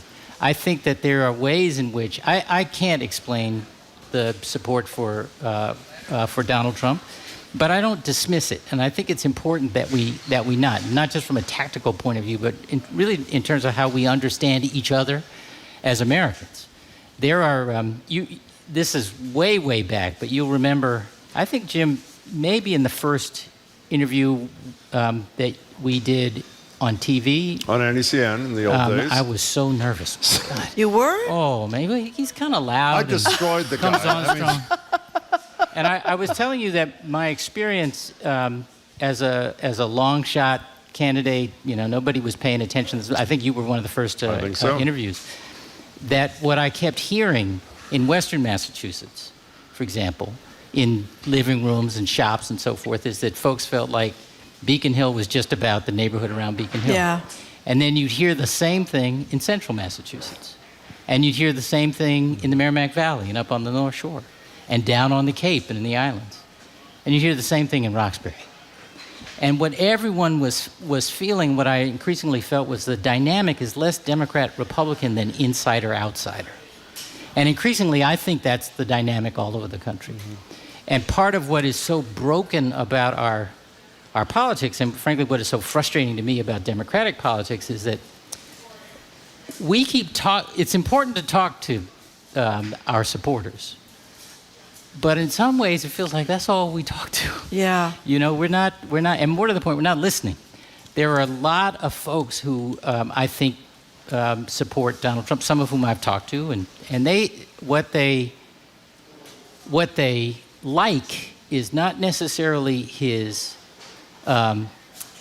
coarseness or the venal. It's amazing to me that people overlook that, which is, I think, a little bit, Jim, what you're getting at, but that he calls out just how exclusive our politics are and how excluding they have been. It's ironic that message would come from somebody who could give a you-know-what about it. But he says a truth that they see in response. The populist part. I mean, he ran the first time around as a populist, and I can see, we've told the story a million times. I'll tell it one more time. We were in New Hampshire in 2016. We talked to people who were saying they were debating between Bernie Sanders and Donald Trump. That's it. And I think it was the populism, and I think that was one of the mistakes Hillary Clinton made. I mean, this is not an original thought, that she didn't get that idea that a lot of poor or even working class or even middle class white people feel like they can't get ahead anymore. So I think that is incredibly important. What you just said, that what are described sometimes as the grievances of the work of white working people or rural people, the economic insecurity, the social isolation, the despair as measured by things like suicide rates or addiction rates. Those are the same things that black and brown people in cities have been feeling for generations. And what is so maddening right now is that our leaders aren't calling out that as shared pain. What you have is the one side saying, you feel this because the other side caused it. There's that shared pain, frankly, I think is an opportunity to create solutions. They're not all government solutions, but solutions that themselves can be uniting. And it's just so frustrating because most of our politics is so limited and inward looking. If you live in a state that's not a battleground state, you could easily suppose that the presidential election has nothing at all to do with you. Exactly right. So I was watching a Democratic convention once, and there was this guy, I can't remember who it was, who stood up and said, Democrats have to grow a backbone. Do you have any, who was that? You probably know him. Who was it? Yeah. Okay, it was you. We've used that line about a million times. So it was Governor Patrick who said that. Do they have enough of a backbone? I mean, do they, we say, I know it's almost so trite at this stage. Republicans know how to fight, with citing Mitch McConnell. I don't know if you ever saw the Frontline documentary about how the day that Robert Bork's nomination was defeated, this junior senator, McConnell, decided my career is going to be dedicated to winning the Supreme Court, repealing Roe v. Wade, et cetera. And he did it. He was laser-like focused, and he, quote, succeeded. Do Democrats fight hard enough, Governor Patrick? I think we fight hard. I don't think we always fight long, meaning it was a long game that you described Mitch McConnell. Decades. And I think that has been a feature of Republican national politics for a long time. Even the use of the term conservative, the agenda driven today, and I say this again as a Democrat who doesn't think you have to hate Republicans to be a good Democrat. That's not the kind of Democrat I am. But their agenda today is radical. There's nothing conservative about it. There's nothing about trying to preserve something. It's trying to overturn a whole lot, and to take us to some imagined past that is just that, imagined. It isn't the way there was an old stand-up comedian way back when named Moms Mabley. Remember Moms Mabley? Unfortunately, I do remember Mabley, well. yes. No listener younger than 60 will remember. Yeah, that's right. And she talked about how everybody's talking about the good old days. She said, "I was there. Where was they at?" Yeah. Well, yeah, that's a very good point.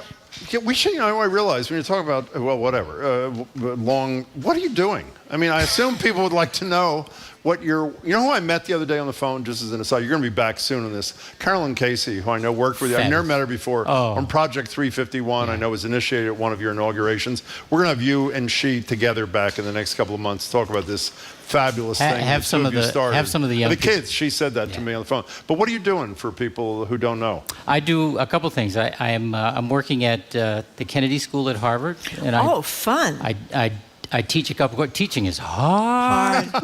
Yeah, do you have to read the papers? That would be the part that killed me. Well, I mean, fortunately, the students are incredible, and they come from all over the world, and they're positive and ambitious. And I will say sometimes it feels like they have a lot more clarity in their opinions than they do actual experience, but that's okay. That'll come. And I still work with my investment fund, my impact investment fund. I still do that. I serve on a couple boards, and I'm helping in politics where, and as I can. I'm going to take a slightly different turn in terms of how I help in politics, and I hope when I'm ready to talk about that we can come back. Well, give us a give us a hint. What does that mean? No. I want to be helpful, and I want us to be. This is, it's back to the stuff I believe in. How do we get close to people, and listen to people, and build community over time? Not just political community, but civic community in a sense of connection. I think that requires something that is much more long term and much more personal, and has to come from communities rather than from the wise guys and gals top down. So I wonder what you think. You've been in politics for a while, and you think about these things a lot. A lot of us are discouraged. The Supreme Court, your support for Trump. Where do you see us in 10 years in the United States of America? I mean, what do you think? Well, it kind of makes it will depend on a bunch of decisions that we make that go beyond, but include the choices we make in election cycles. Yeah. And by the way, the hard right, the so-called radical right, they understand that. That's why they've been so invested in engineering our voting systems and making them harder for people to participate in. And some of it is insidious. I mean, it's just the stuff that is done to make it hard for students, for example, to vote. You can use your, you bring an ID, but you can't bring a university ID. That's right. I mean, come on. Yeah, it's ridiculous. So I think I worry about that because I feel like an awful lot of voters make the not unreasonable calculation that their vote doesn't matter. Yeah. That what they voted for they don't get because it is in fact connected to our broken institutions. How many issues can you think of where if polling is to be believed, the American people are way in favor of, but they don't come out of Congress? Right. Almost every one of them, Court. the Republicans are on the wrong side of, but it doesn't seem to reflect in vote, whether it's guns or climate or health care. But I'm saying something slightly different, Marjorie, respectfully. That's okay. And that is that it's not just that the other party may be on the other side of this or that issue. It's that the side they vote for isn't able to deliver because the institutions themselves are so broken. And some of that is rules, and some of that is redistricting, and all this stuff is connected. But we did not get here by accident. This is my point about long term. These were decisions made and things tried and tested in states before they were nationalized, and language that's tested, and it has been the hard right has been very innovative over a long period of time and very patient. And I think if we understand that we will have a successful participatory democracy, not just if we demand it, but actually we work for it in all the ways that we can at various kinds of levels, then in 10 years, I think our best days will be ahead. When are you announcing this new thing? I'm not sure. Yes, you are. No, honestly, really I'm not. Maybe fall. sometime. Okay, we'll see you in the fall. Okay. Great. Okay. Enjoy the rest of the Thanks summer. for having me. Say hi to Every the First time Lady. I see a flagger who's not a cop, I think of the former Governor Deval Patrick. By the way, And for every those who time don't know, we every talk- single time Governor Patrick was in the studio, no matter what was the hot issue, Marjorie zeroed in That's right, the on big us issues, being the only flaggers. state Yeah. that has details, cop And- details. You acted, did you not? I did. Because of And- her? Pretty much. And one more thing, every time we talk about the MBTA not having any money, Deval Patrick was the person that said, you can no longer work for 20 years and get out with a full pension. There's no more 22 and out or 23 and out. That was you too, and that was a big deal. That was a big You're deal. talking about all the things I did that made people mad. Exactly. Made her happy. They made me thrilled. They made my day. Governor I was very Patrick, happy. it's great to see you. Thank Thanks you so much very, for very your much. time. We Thank really you. appreciate it. Yeah, the one that makes me happiest of all, of course, is never, sometimes wrong or often wrong, Okay, never in fine. doubt. That's Goodbye, the best one of Marjorie. all. Okay, thank you. Anyway, Governor Deval Patrick, thank you so much for being with us. We really appreciate it. Coming up, our media maven and local woman, Sue O'Connell. She's the woman that was chased by a coyote. I forgot that part. Media maven and coyote attack survivor. Sue O'Connell is here. You're listening to Boston Public Radio, 89.7 GBH. We are broadcasting live from the Boston Public Library, and we are streaming on Facebook.com/GBH News and YouTube.com/GBH News.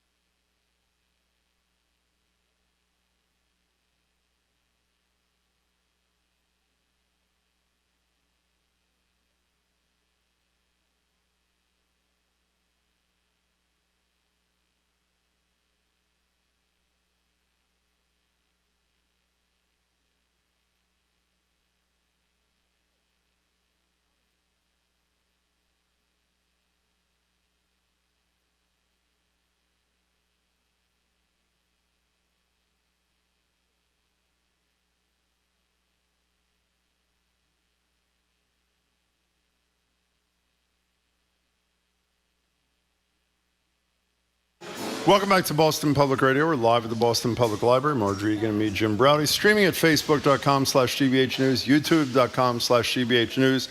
Next time we're at the library is Friday at 11 o'clock on Friday. Senator Warren will join us in person.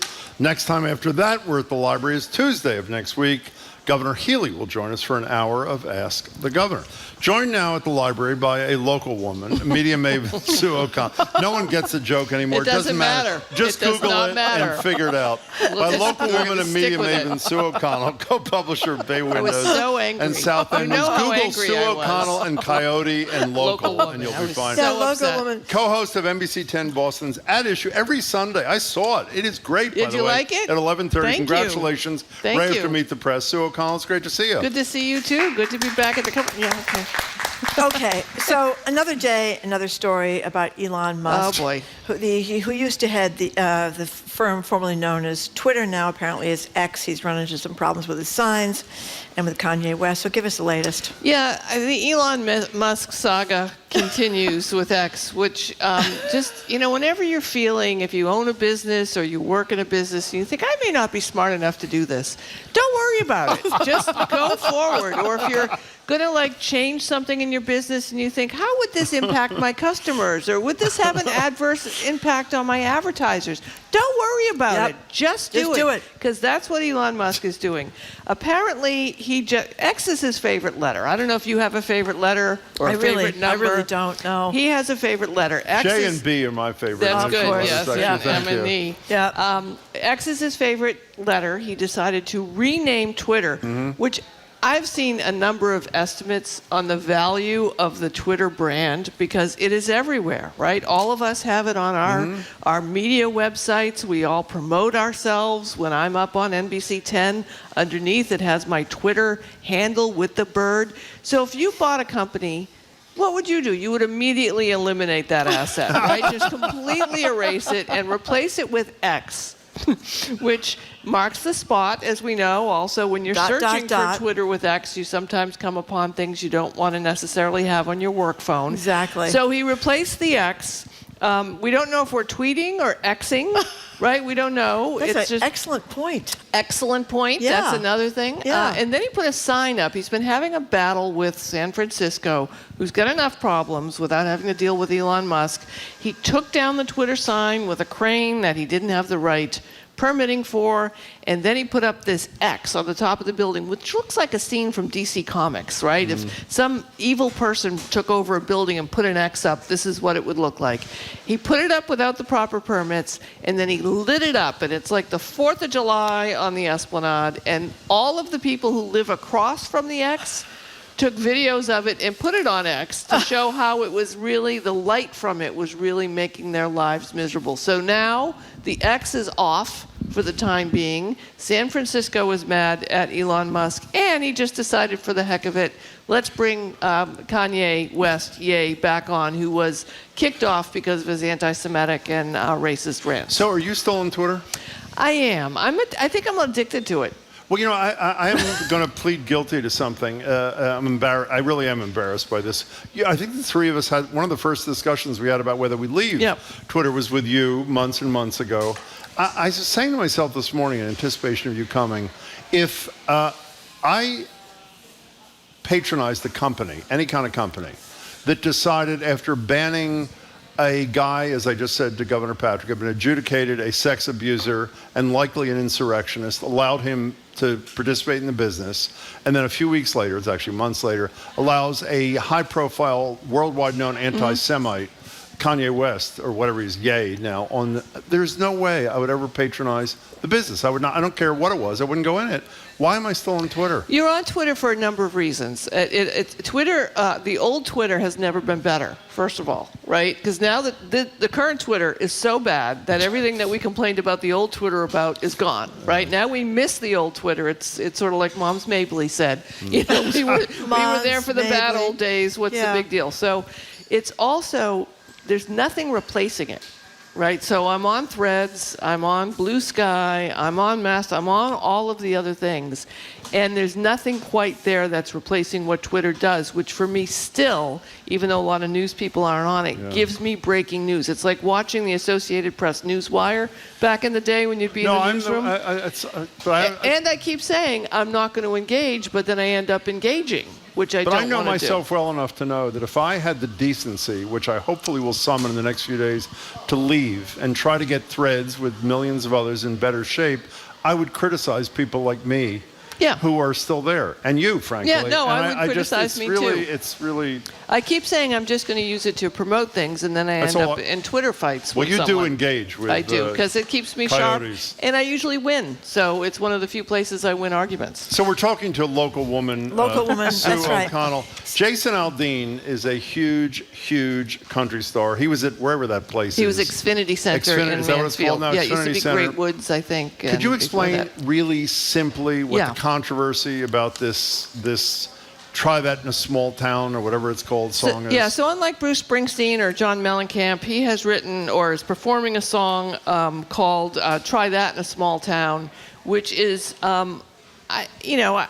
would like to say his intent was to say how small towns stick together, but apparently his execution of it makes it sound like it's a sundown town, you know, a town where if you were African American or a person of color, you had to leave by sundown or else terrible things would happen to you. He's evoking police brutality. He's evoking people taking things into their own hands. He's just evoking a small town that I don't think any of us really want to live in and that we would want to leave immediately. He had a video originally that had very problematic images images in it, including highlighting a building where people were lynched, black people were lynched at some point. He also had included videos from other countries to make it sound like make it look like these things were happening. And he performed in Mansfield, and as many performers want to do, we want to make a local connection to your national song.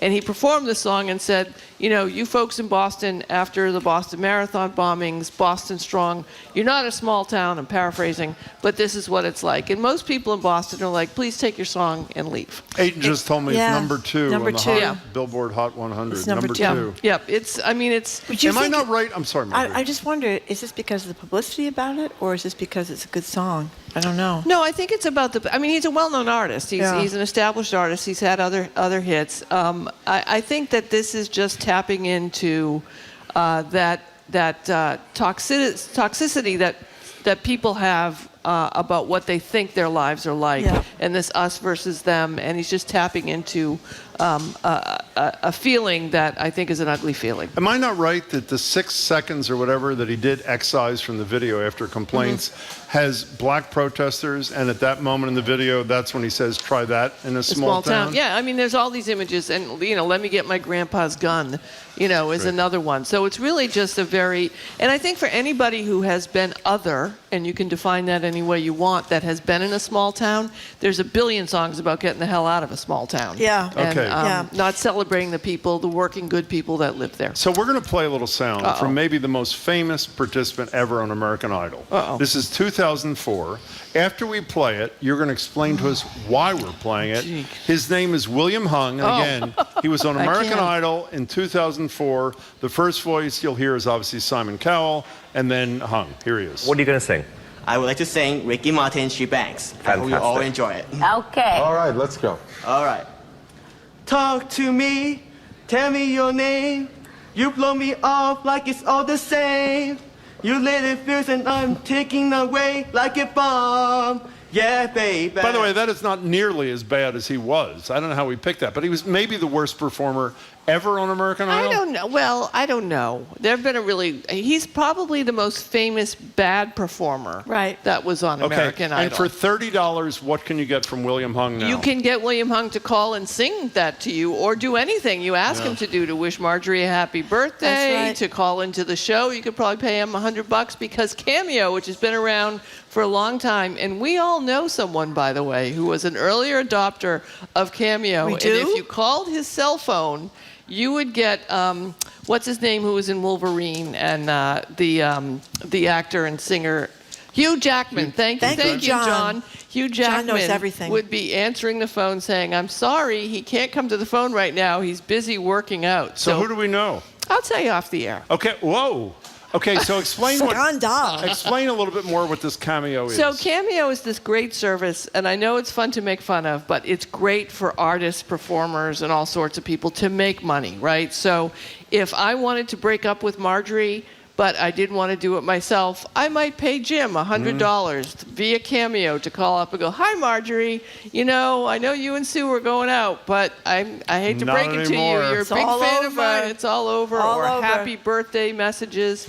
And obviously a lot of low-level D-list celebrities. But what this does is, I've always been uncomfortable when people make money off celebrities and the celebrities aren't making it, like selling autographs or selling things that they owned or did, or tickets.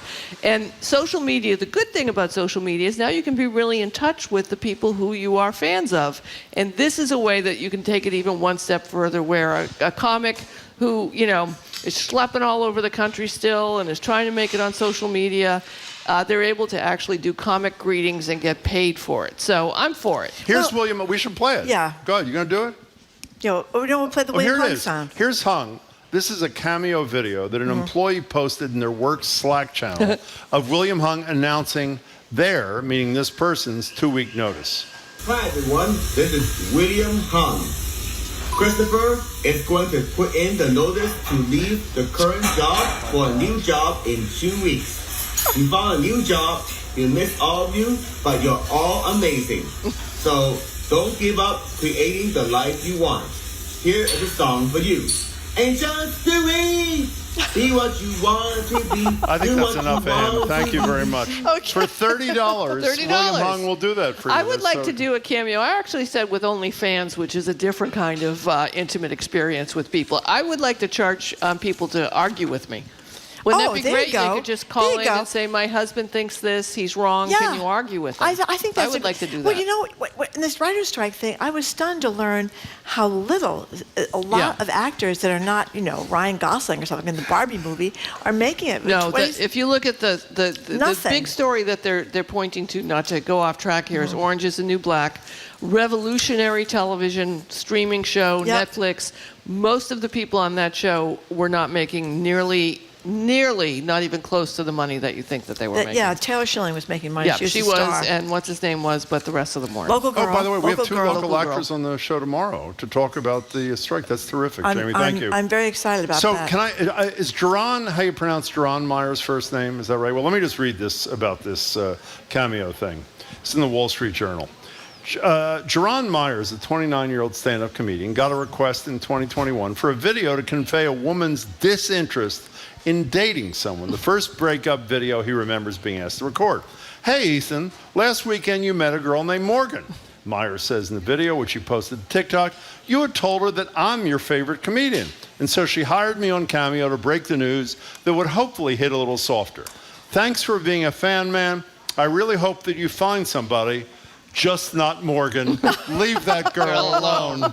How great is that? Yeah, no, it's great. I mean, it's a fun thing to do, and it's and they do them very casually, which is also fun. Like, they're not doing it in big setups; they're just doing it on their phone in their house sometimes. So it's fun. I'm for it. I'm for Cameo. Media Maven Sue O'Connell, That's me. you have become famous nationwide for the videos of your being attacked by your dog. Pursued by a coyote. Maud the dog. Maud the dog. So you know a lot about dogs, and I thought you would be the perfect person to ask about the president's dogs. He has the two German shepherds. One is commander, the first dog, and he has another one. I guess it's even worse. It's been like escorted off the property. That would be Major Biden, a rescue dog. They're biting people. The presidential dogs are biting people. And Cesar Millan, who's that great dog trainer who's on TV, fabulous. who's absolutely fabulous, says he can fix this whole problem in just a couple of hours. Sure, he always says that. But, well, first of all, the Bidens don't have the first pets that have bitten people in the White House. Who else? Barack Obama's dog that Ted Kennedy gave him. The Portuguese Oh, because they're not allergic, kind of? Bit, yeah. I didn't know that. He bit, I think, a visitor. Someone's cat has bit. I mean, the White House is not a place for pets. We know that the families live there, and I know that the families obviously want to make it as normal as possible. But having a pet in the White House is just a recipe for disaster. If all of us are pet owners, and we all know that the thing that your pet wants the most is predictability. When am I having my breakfast? Who's coming in the house? What do they smell like? The same thing happens over and over again. And the last thing you have in the White House is predictability and lots of people. And Cesar makes the point that everybody has to be on the same page as to how to treat the dog. Like, it's not the dog's fault that he's biting, it's the people around him because they haven't been trained. So he's making the argument that he thinks he can go in and just get everyone to act the same way with the dog, and the dog will stop biting people. I think the dog would probably be happier on the Delaware shore, myself. Well, it's possible. By the way, what was the name of his television show? I don't know. My older daughter, who, when she was loved the show, we actually went to the Lowell town hall, not town hall, whatever it is. We went there the day after they had spent $2 million for a new air conditioning system. We sat in the absolute back row. The air conditioning didn't work, even though they'd spent $2 million, and they're feeding us cold water bottles the whole time. Wow, this sounds like fun. The guy, wait a sec, the guy is a miracle worker. Yeah, with dogs. With dogs. Well, I mean, he has a really point of view that's different. He views it, I believe he's Mexican-American, and he views dogs in America as being representative of us, right? And he always says you go to Mexico and dogs are happy. You come to America and dogs are on Prozac, right? And we have taken all of our stress. My younger daughter's dog's on Prozac. And we don't treat dogs. Why am I not surprised? So one of the first times I saw him, he was on with Kathy Griffin talking about D-list actors, and she was trying to make her dog stop doing something. He got a can and he filled it with rocks, and every time the dog did it, he shook the can and he put it behind. Yeah, eventually it stopped because that's what would happen in nature, right? Giving it positive reinforcement, which he does, But he thinks there has to be negative reinforcement, not a kind that would hurt the dog in any way, but that warns the dog, this is bad behavior, stop it, or else you're going to be unhappy. And that's sort of his approach. I don't know how you do that in the White House. Your daughter told me that her dog was fine until the dog spent the weekend with you, Jim. Well, that's true, too. It was slightly anxious in my presence, even though I love little bugger, all 14 pounds of it. Did you tell me the other day off the air that you had another coyote? I have run into this coyote at least 4 more times. That's not really true. No, I swear to God, I've got my stick with me, and I've tried to take my phone out, but, I'm always like, well, I don't want to die. I don't want Jim and Marjorie to be reporting, well, she died trying to take a picture of the coyote. No. So it is now at a spot. I figured out where the 2 places are that it is, and I've tried to avoid it, but it's a little impossible. No, it's down. It's near my house now. It's actually 2 doors down, and if you're going up Marcella Street from Center, Marcella takes a little bend to the left if you're going up it. And the first time it happened, I came around the corner, it was just standing, and I can tell it's the same. It's a big, big coyote, and it stands and looks at me, and I'm like, are you kidding me? So I yelled at it, and it ran away. And then another morning, I was walking up Marcella Street, and there's an empty lot there, and I looked up, the dog stopped, and I looked up, and it was just staring at me, and I just started yelling at it again.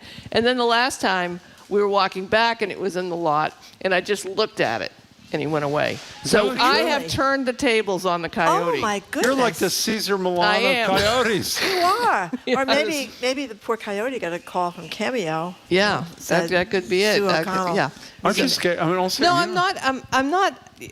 I understand. Like, I was afraid when it chased me because I did all the right things and it didn't stop. I remember that. But I think that it now understands that I'm coming at it because of the Revere in me is really up now. I'm just totally like Cardi B on that stage now. I'm just throwing at the coyote. Just throwing at the coyote. That story is being horribly reported as if she was just responding to physical abuse by people throwing liquid at her.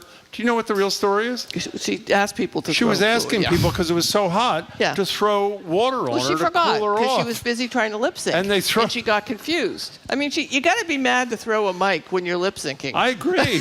Now, that's I hadn't even thought of that. Yeah, she by throws the way. mic and the music and the singing's still going, and it's like she didn't care. Oh, my God. Yeah, I didn't it was- realize that part. Can I just tell you one thing I really compliment? Of all the local women we have on the show, you're one of the best. You I'm really the best. are. You're I'm really the top good. 4. Okay. Thank Sue you very O'Connell, much. it's great to see you. Thank you very much. We've been speaking with local woman who Local survived woman. an attempted coyote attack. That would be our media maven, I'd Sue be scared O'Connell, out of who's my mind. apparently survived a few more attempted. 3 more. Attempted attacks.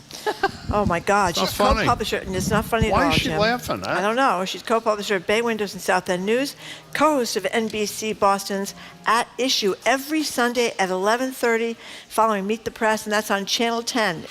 What's the guy's name again? Corey Smith. Corey He's Smith. terrific. Okay, by the way. Corey He's really Smith and good. Sue O'Connell. Okay, coming up, CNN's John King zooms in to us from somewhere in the United States of America. You're listening to Boston Public Radio, 89.7 GBH.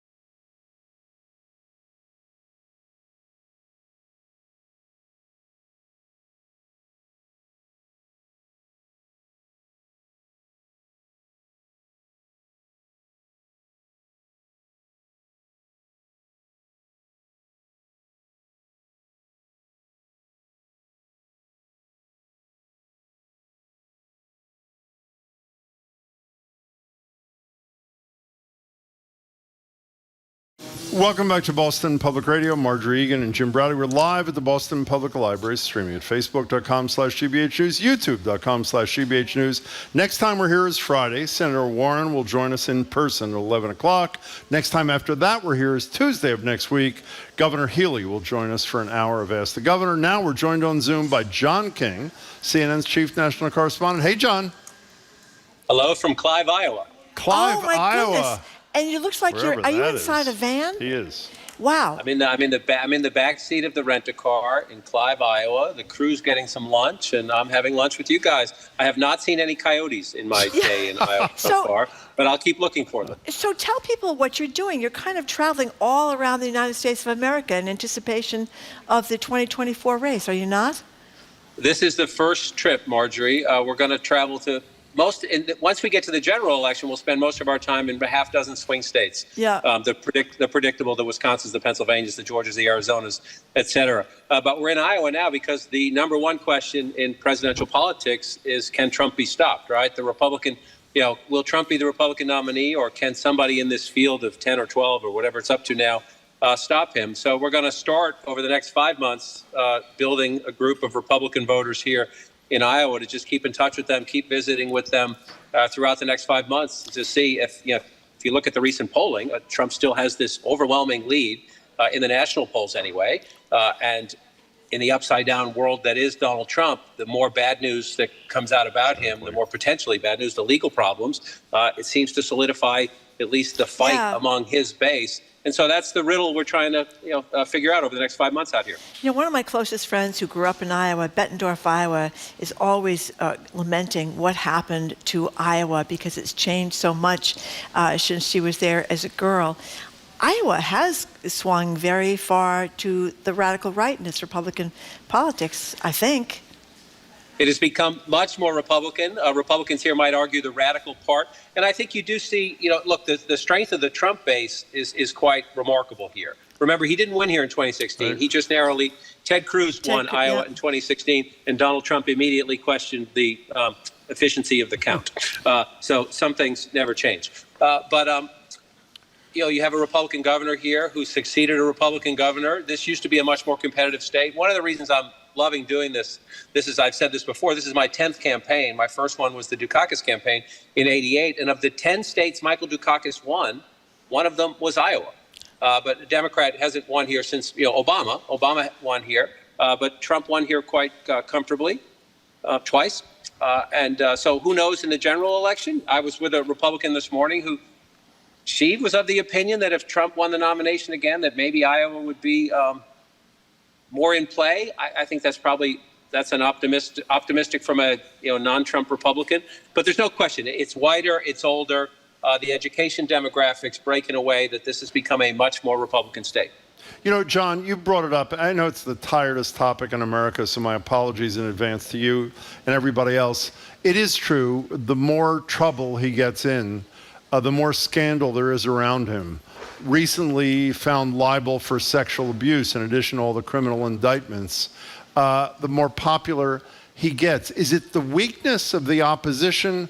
Is it the cult leadership skills of what's going on? What's your analysis of how this is happening? Why is this happening?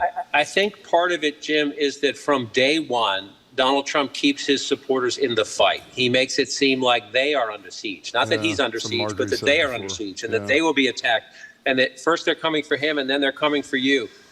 We could fact check that, and we'd break the fact check machine doing that. But whether you're a fan or not a fan of Donald Trump, he is effective at keeping his base in the fight. And if you constantly think you're in a fight, you don't have time to step back and think, should I be in this fight? Do I want to be in this fight? Do the facts support me being in the fight? Because you're in the fight. What's interesting is there's no question this has rallied his base. Will somebody emerge from the field? That's why I'm here. I think that's the fascinating question. The longer the field stays this crowded, that benefits Trump. But the Iowa caucuses are 5 months away. The most striking thing to jump out at me, Jim, though, is this New York Times Siena College poll that came out yesterday. There's one today that shows Biden and Trump in a dead heat, which is worth remembering. There are a lot of people out there who think, oh, well, Donald Trump could never win another general election. You are mistaken if you think that. Donald Trump could win if he is the nominee against President Biden. That doesn't mean he will win, but he can win. But the Republican poll that came out yesterday was interesting in that Trump's lead is growing. He's above 50% now. And if you're running for anything and you're above 50%, you're feeling a lot happier than you are if you're at 40-something or high 30s. So there's no question in the immediate moment, Trump's strength, his hold on the party, has gotten better, stronger, tighter.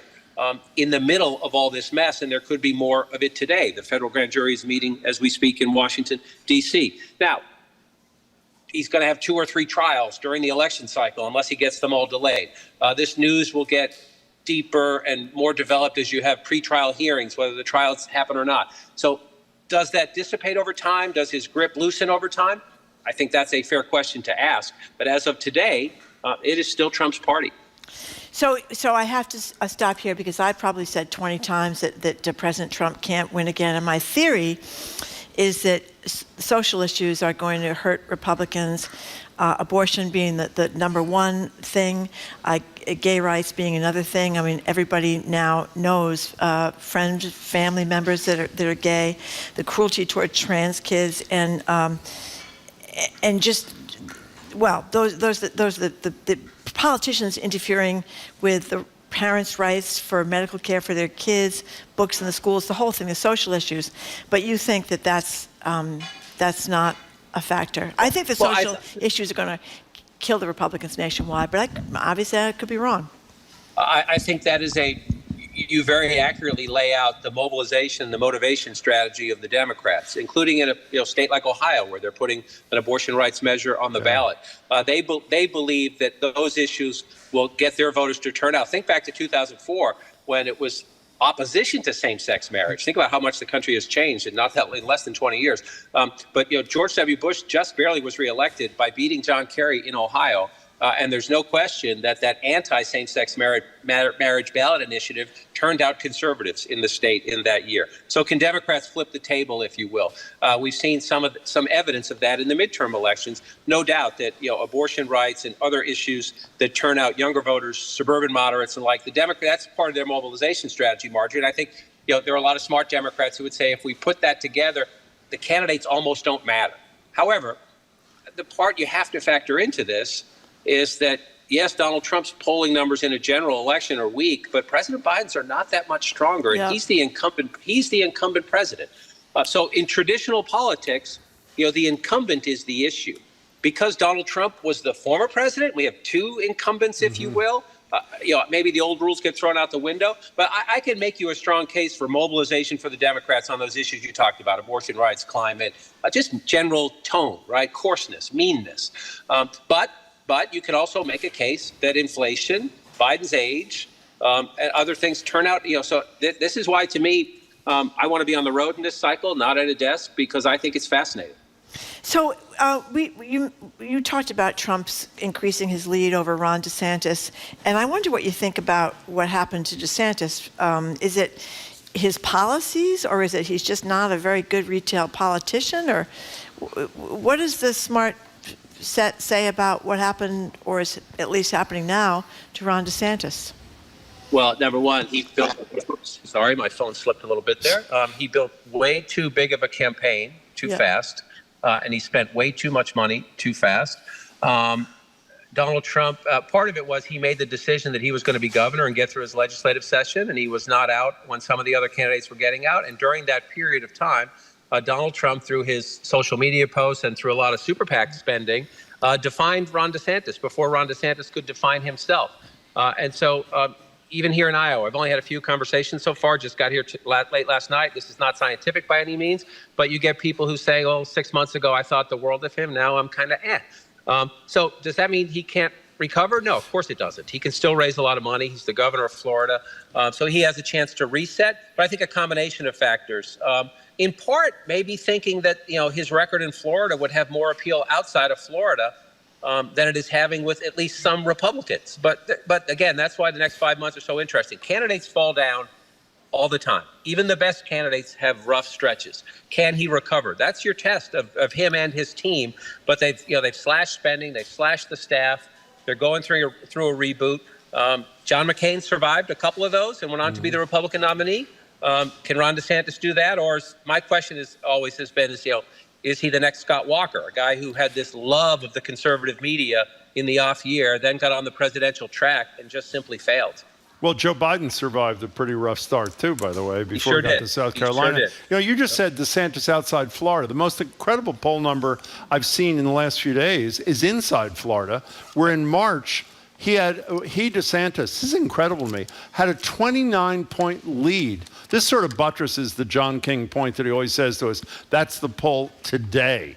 29-point lead over Trump. Trump's now got a 17-point lead in Florida, the same state that DeSantis recently won by 19 points. There's a 46-point swing. It's just incredible to me. So, John, when you, at the end of the day, when you're trying to figure out what you're going to talk about, what you're going to ask people about, I know DeSantis is losing to Trump in Florida. Both Scott and Haley are losing in South Carolina to Trump. Scott is the guy, and please don't ask me why, other than the fact that he has a positive message, which I think breaks through the unbelievable negativity in American politics, particularly on the Republican side. Who do you see when you talk to your colleagues about the one or two people who at the moment have a chance of breaking through this Trump lock? It's a great question, and I can't give you a good answer right now. I can tell you from the few voters I've spoken to already here, and just people I've kept in touch with in Iowa for years. You're right about Senator Scott. People do like, is he a president? We can't answer that question yet. Do people see him as a president? Are they ready to vote for him as their nominee? We can't answer that question yet. But do people like that it's optimistic and that it's upbeat and it's, there's a divide in the Republican Party. Some people love Trump's coarseness and his aggressiveness and his sometimes meanness. Other people think, no, that's not the way, we don't want that. And a lot of those people are attracted to Tim Scott. A decent number also attracted to Governor Haley. Two candidates, a woman candidate who's a former governor, Indian American, Senator Scott, obviously African American, candidates who look different and who sound different. And I think that has appeal. Most elections are about change. Most elections are about something new. That's right, to Marjorie's point about, an 80-plus-year-old incumbent versus an almost 80-year-old former incumbent. A lot of people just roll their eyes at that. That may be what we get. But I do think Scott and Haley, and don't count DeSantis out. He has money. He has a message that appeals to the Trump base if he can peel them away from Trump. That's his problem. His problem is he's appealing to the same people who are loyal to Donald Trump. But again, I think there's a debate coming up at the end of this month. There are a couple other candidates who are trying to use that to break through to get from 1% or 2% to 5 or 6%, and then you hope you build from there. I do think, a bit of a rambling answer, Jim, but I think we will have a better answer to your question. Have one or two candidates establish themselves as the potential lead alternative to Trump when we get through that first debate, past Labor Day.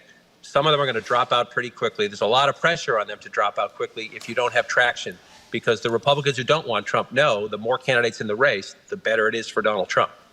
John, I have one last poll question for you. And we started the show today with me admitting to Marjorie that for months she has been right on something and I've been wrong. Every time we talk about me very happy, John. The political dynamic, Marjorie says it's all about Fox News. It's a Fox News bubble. All those people watch Fox News. They don't care about anything else. They don't watch anything else. They don't listen to anything else. Also, the basic cable argument that many people have made that it's included in the Fox package is often in everybody's basic cable packages where other cable stations are not. And I have said there's no question, has an influence, you're exaggerating it. Well, this poll that came out in the last couple of days suggesting that people who are primarily Fox News viewers on the Republican side think he's done no wrong, the charges are ridiculous, etc. Republicans who are not Fox News obsessed but sort of consume their news from a variety of sources, the numbers drop precipitously in terms of sort of cult-like support for Trump. As a guy who's dealt in facts for 40 years, that would be you. What was your reaction when you saw those numbers? Well, I mean, as a person who's a journalist, former AP guy, now a CNN guy, it can be discouraging in the sense that I watch the other networks sometimes, and that particular network you mentioned does not cover the process against Trump in a factual way. They go straight to the fight all the time. The other part of it is I do think that just with the fracturing of the news business and the media industry, I trust ultimately, Jim, and you can laugh at me if you want to, but I trust ultimately in the common sense of 99.99% of the American people. My response to the people who stay in those bubbles is that you're doing yourself harm because you're not getting a fair perspective. And I say that to people who only watch MSNBC or stay in the liberal bubbles as well. You shouldn't only watch CNN. I think we're the fairest of all the networks out there. People can dispute that if they like, but I don't think you should only watch us. I think you should sample a lot of things. But I also think you should do some work yourself. I think people should have a personal civic responsibility. And so read the indictments against Donald Trump. Read the January 6th testimony about Donald Trump. These are people who worked for Donald Trump. These are not deep state liberal Democrats attacking Donald Trump. These are people he hired and put in positions of accountability. Now the grand jury about the classified documents is about, do they have people who work for him? And a guy was just added on, the property manager there at Mar-a-Lago. People who were Donald Trump's most loyal lieutenants are central to all of these charges against him. They're not fabricated. That doesn't mean he's guilty. He has a right to his day in court, like any American. But if you read the damning testimony, the supportive information in these indictments, it's not from Trump haters. It's from people who were on his payroll that he hired. Okay, 30 seconds. Buy or sell? Oh man, the last couple nights have made that a hard one, right? I would modestly buy. I would get a little starting pitching. If you really believe Trevor Story's coming back, get a little starting pitching, maybe a second baseman, and hope. What a man. Hey, John King, enjoy Iowa. We're glad you're there. Stay in touch. We'll talk to you next week. Thank you so much, John. Love to talk to you as always. I'll see you next week. I'll report any coyote sightings. Okay, thank you very much. We've been speaking with John King, CNN's chief national correspondent, and he's zooming in live from Iowa. Okay, coming up, we're going to open the lines to ask you about summer sleepaway camp. If you're a parent, are you delighting in the absence of your angst-ridden teen, or are you lamenting the loss of contact, scrutinizing every letter and photograph to see them in lieu of constant texting and phone monitoring? How do you feel about your kid, even young ones, 6, 7, 8 years old, away at overnight summer camp? The number is 877-301-8970 to call or text. What's the word they use in this thing about their photo? Photocopter. Photocopter. Instead of the helicopter parent, now the photocopter Photocopter. parent, scrutinizing every picture to see if the kid is smiling. You're listening to Boston Public Radio, 89.7 GBH, the number to call or text on summer camp, 877-301-8970.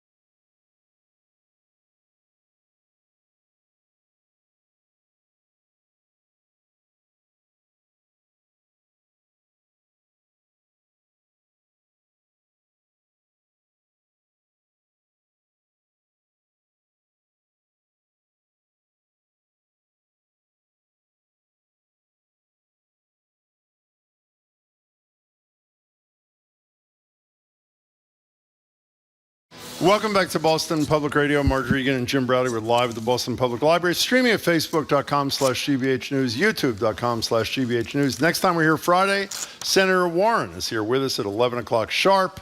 And the next time we're here after that on Tuesday, the governor's with us, Maura Healey, for an hour for Ask the Governor. So we're in an age of constant communication. Phones, social media make it possible to stay connected even when we aren't physically together. But for some parents who sent their kids off to summer camp, it's proving difficult to unplug. There's this great story in the Wall Street Journal. It finds that some parents are obsessing over photos, as Marty said, from the kids' summer camp activities. Is little Johnny really enjoying himself? Is he thrilled? Is Susie's Mona Lisa-like expression due to pure exhaustion or something more sinister? So which camp, so to speak, are you in? Computer enhancing those photos to glean new evidence that your kid's actually miserable and wants to come back to the safety of home? Or did you drop them off, tires squeal out of the campgrounds, and never look back saying, lose my number, see you in September? 877-301-8970.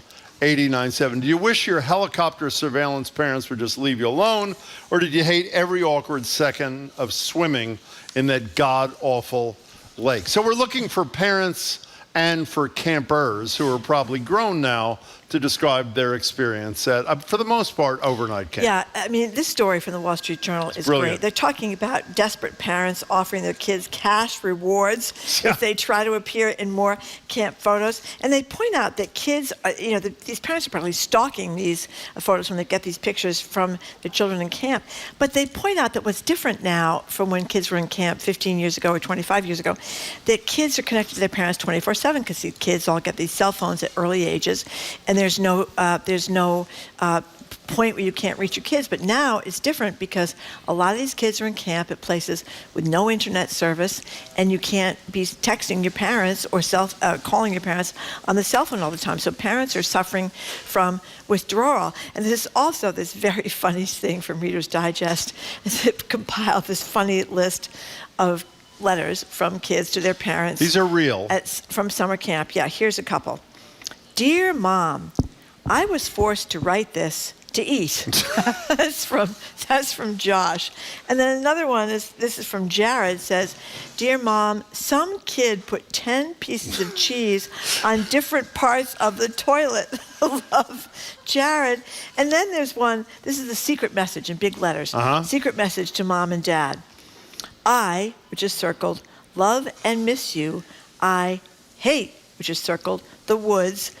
And then the next line, camp, which is circled, is cool. So, of course, the secret message, Jim, was all the circled letters. I hate camp. So where are you? 877-301-8970 is our number. I got to tell you, my youngest daughter went to camp, and she loved it, and it was great. And it was, I mean, for a lot of parents, this is a wonderful moment of freedom in their lives with their children, right? The kids go away to summer camp for 6 weeks, and Mom and Dad, woo, you can just go wild while the kids are gone. I think both my kids went to Camp Beckett. I'm not sure, for a week. Yeah. It's a Y camp somewhere in Massachusetts, Yeah. which is like mosquito haven. I mean, it is, and it was it is thrilling. You're not supposed to say this, but it's thrilling. Oh, it's great. When they're out of your hair. Absolutely. But you mentioned a minute ago that the camps can't send enough to the parents to keep them happy.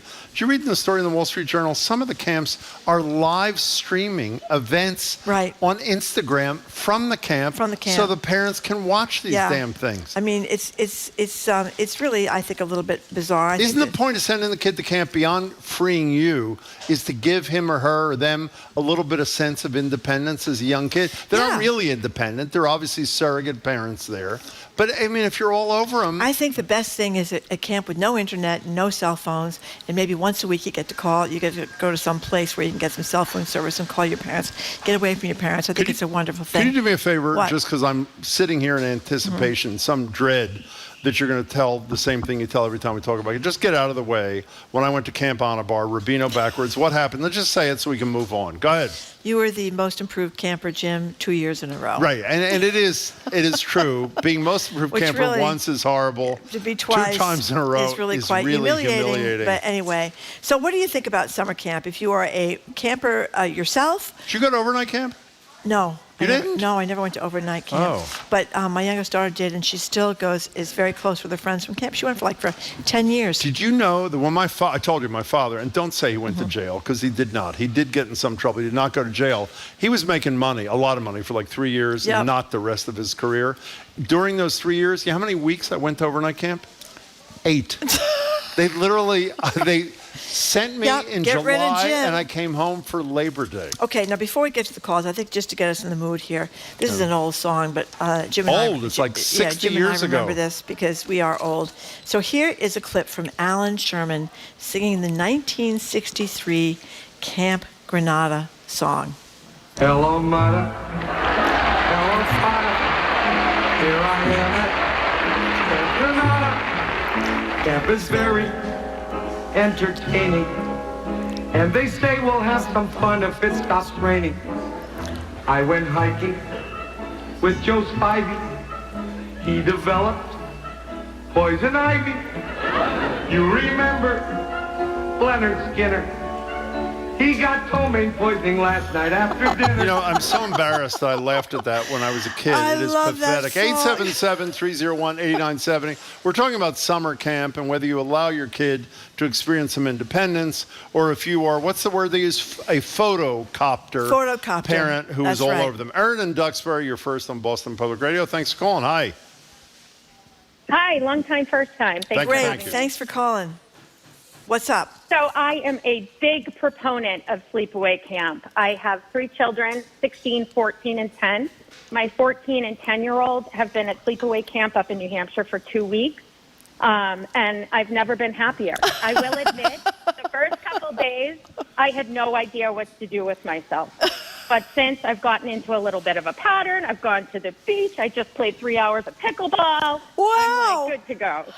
Well, wait a second, Erin, do you know what you never mentioned for all the reasons why it's so great? Your kids. You notice that? Exactly.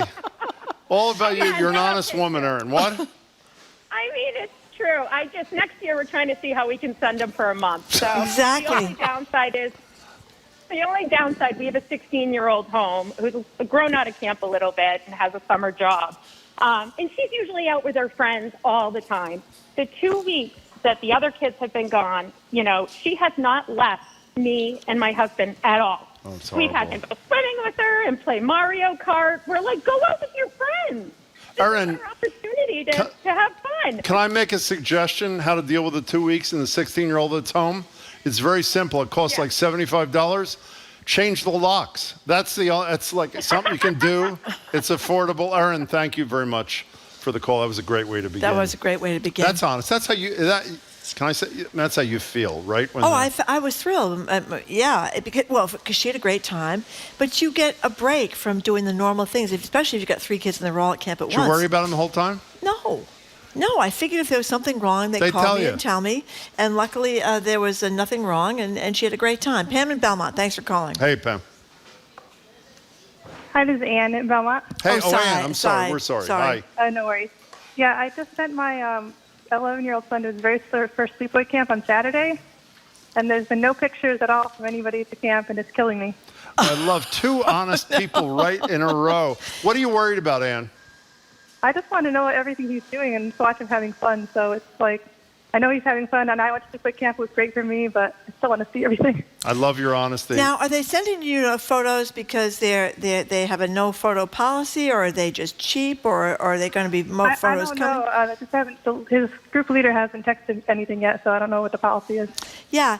This is a new thing. Pam, thank you very much for the call. This is a new thing. What is a new thing? Sending the pictures? There was no pictures. There was no nothing. Well, there was no internet when our kids were, our kids, I think, when we, actually, there was, there was internet. There just wasn't internet at the camp. And they're in some faraway location, up in some mountain in the middle of nowhere. My kid went to a YMCA camp, too. It was Where? It was near Mount Washington, near the town. I forget the name of the town. Near Great Barrington. It was a great camp, but they just didn't have any internet there, so she couldn't be online or on her phone all the time, which I thought was great. Kevin from Peterborough, New Hampshire. Hey, Kevin. Hi. Hey guys, how you doing? Thank you.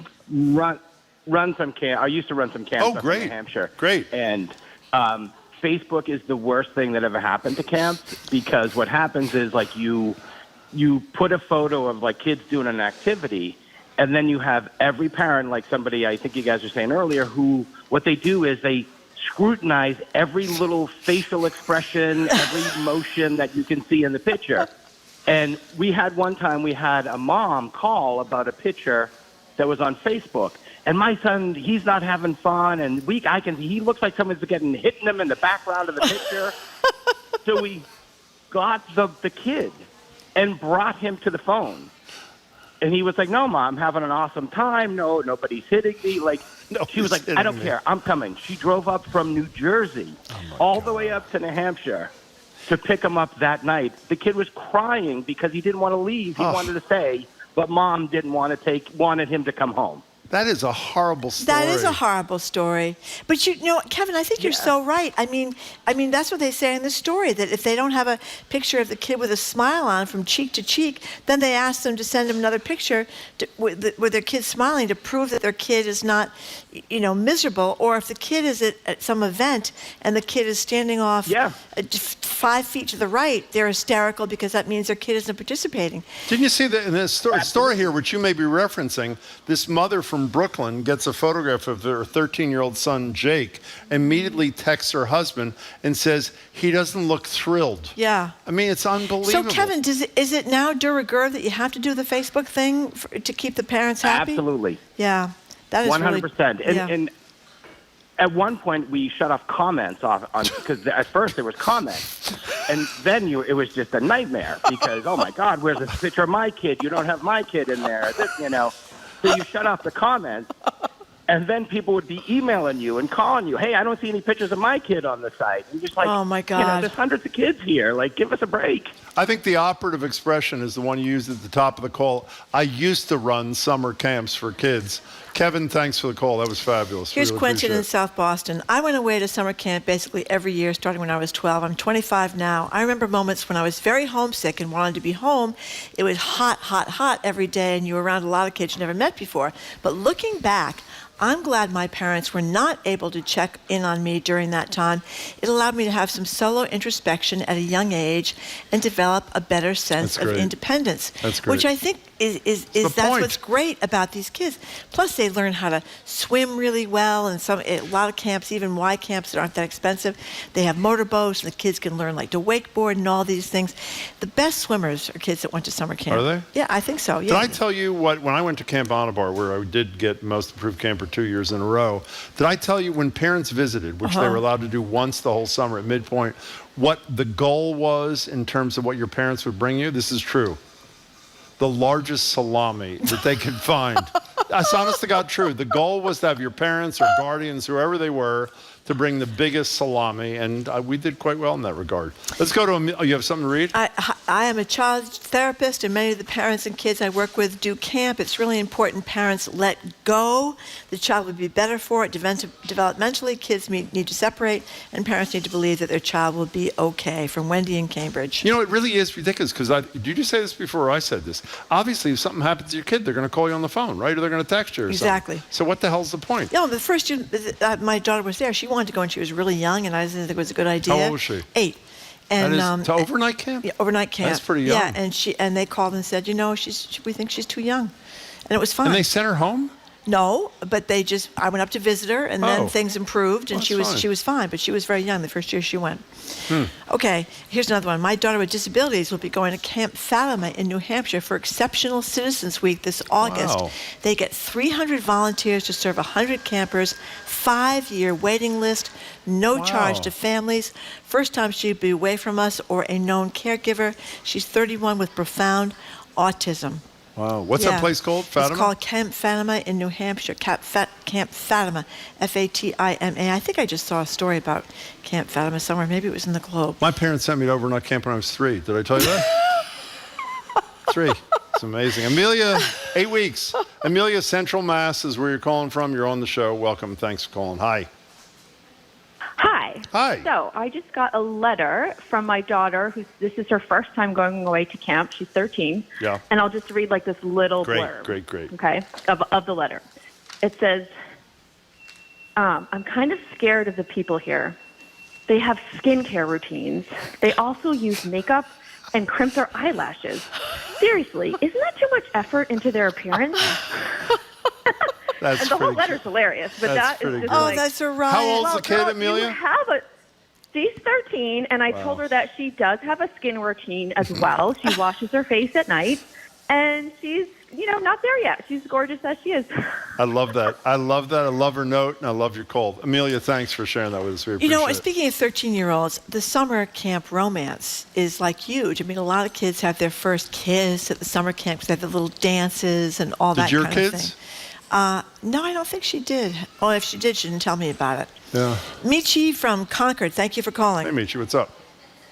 Hi. Hi, first-time caller, long-time listener. Thank you and much. I have a 19-year-old daughter who has Down syndrome, and she just got back from a sleepaway camp a couple of days ago, and it's amazing. It's a camp that it's a nonprofit where children who have Down syndrome and typical peers are matched together, and they have a week of sleepaway camp. And even though she's 19, she's really like a 6-year-old.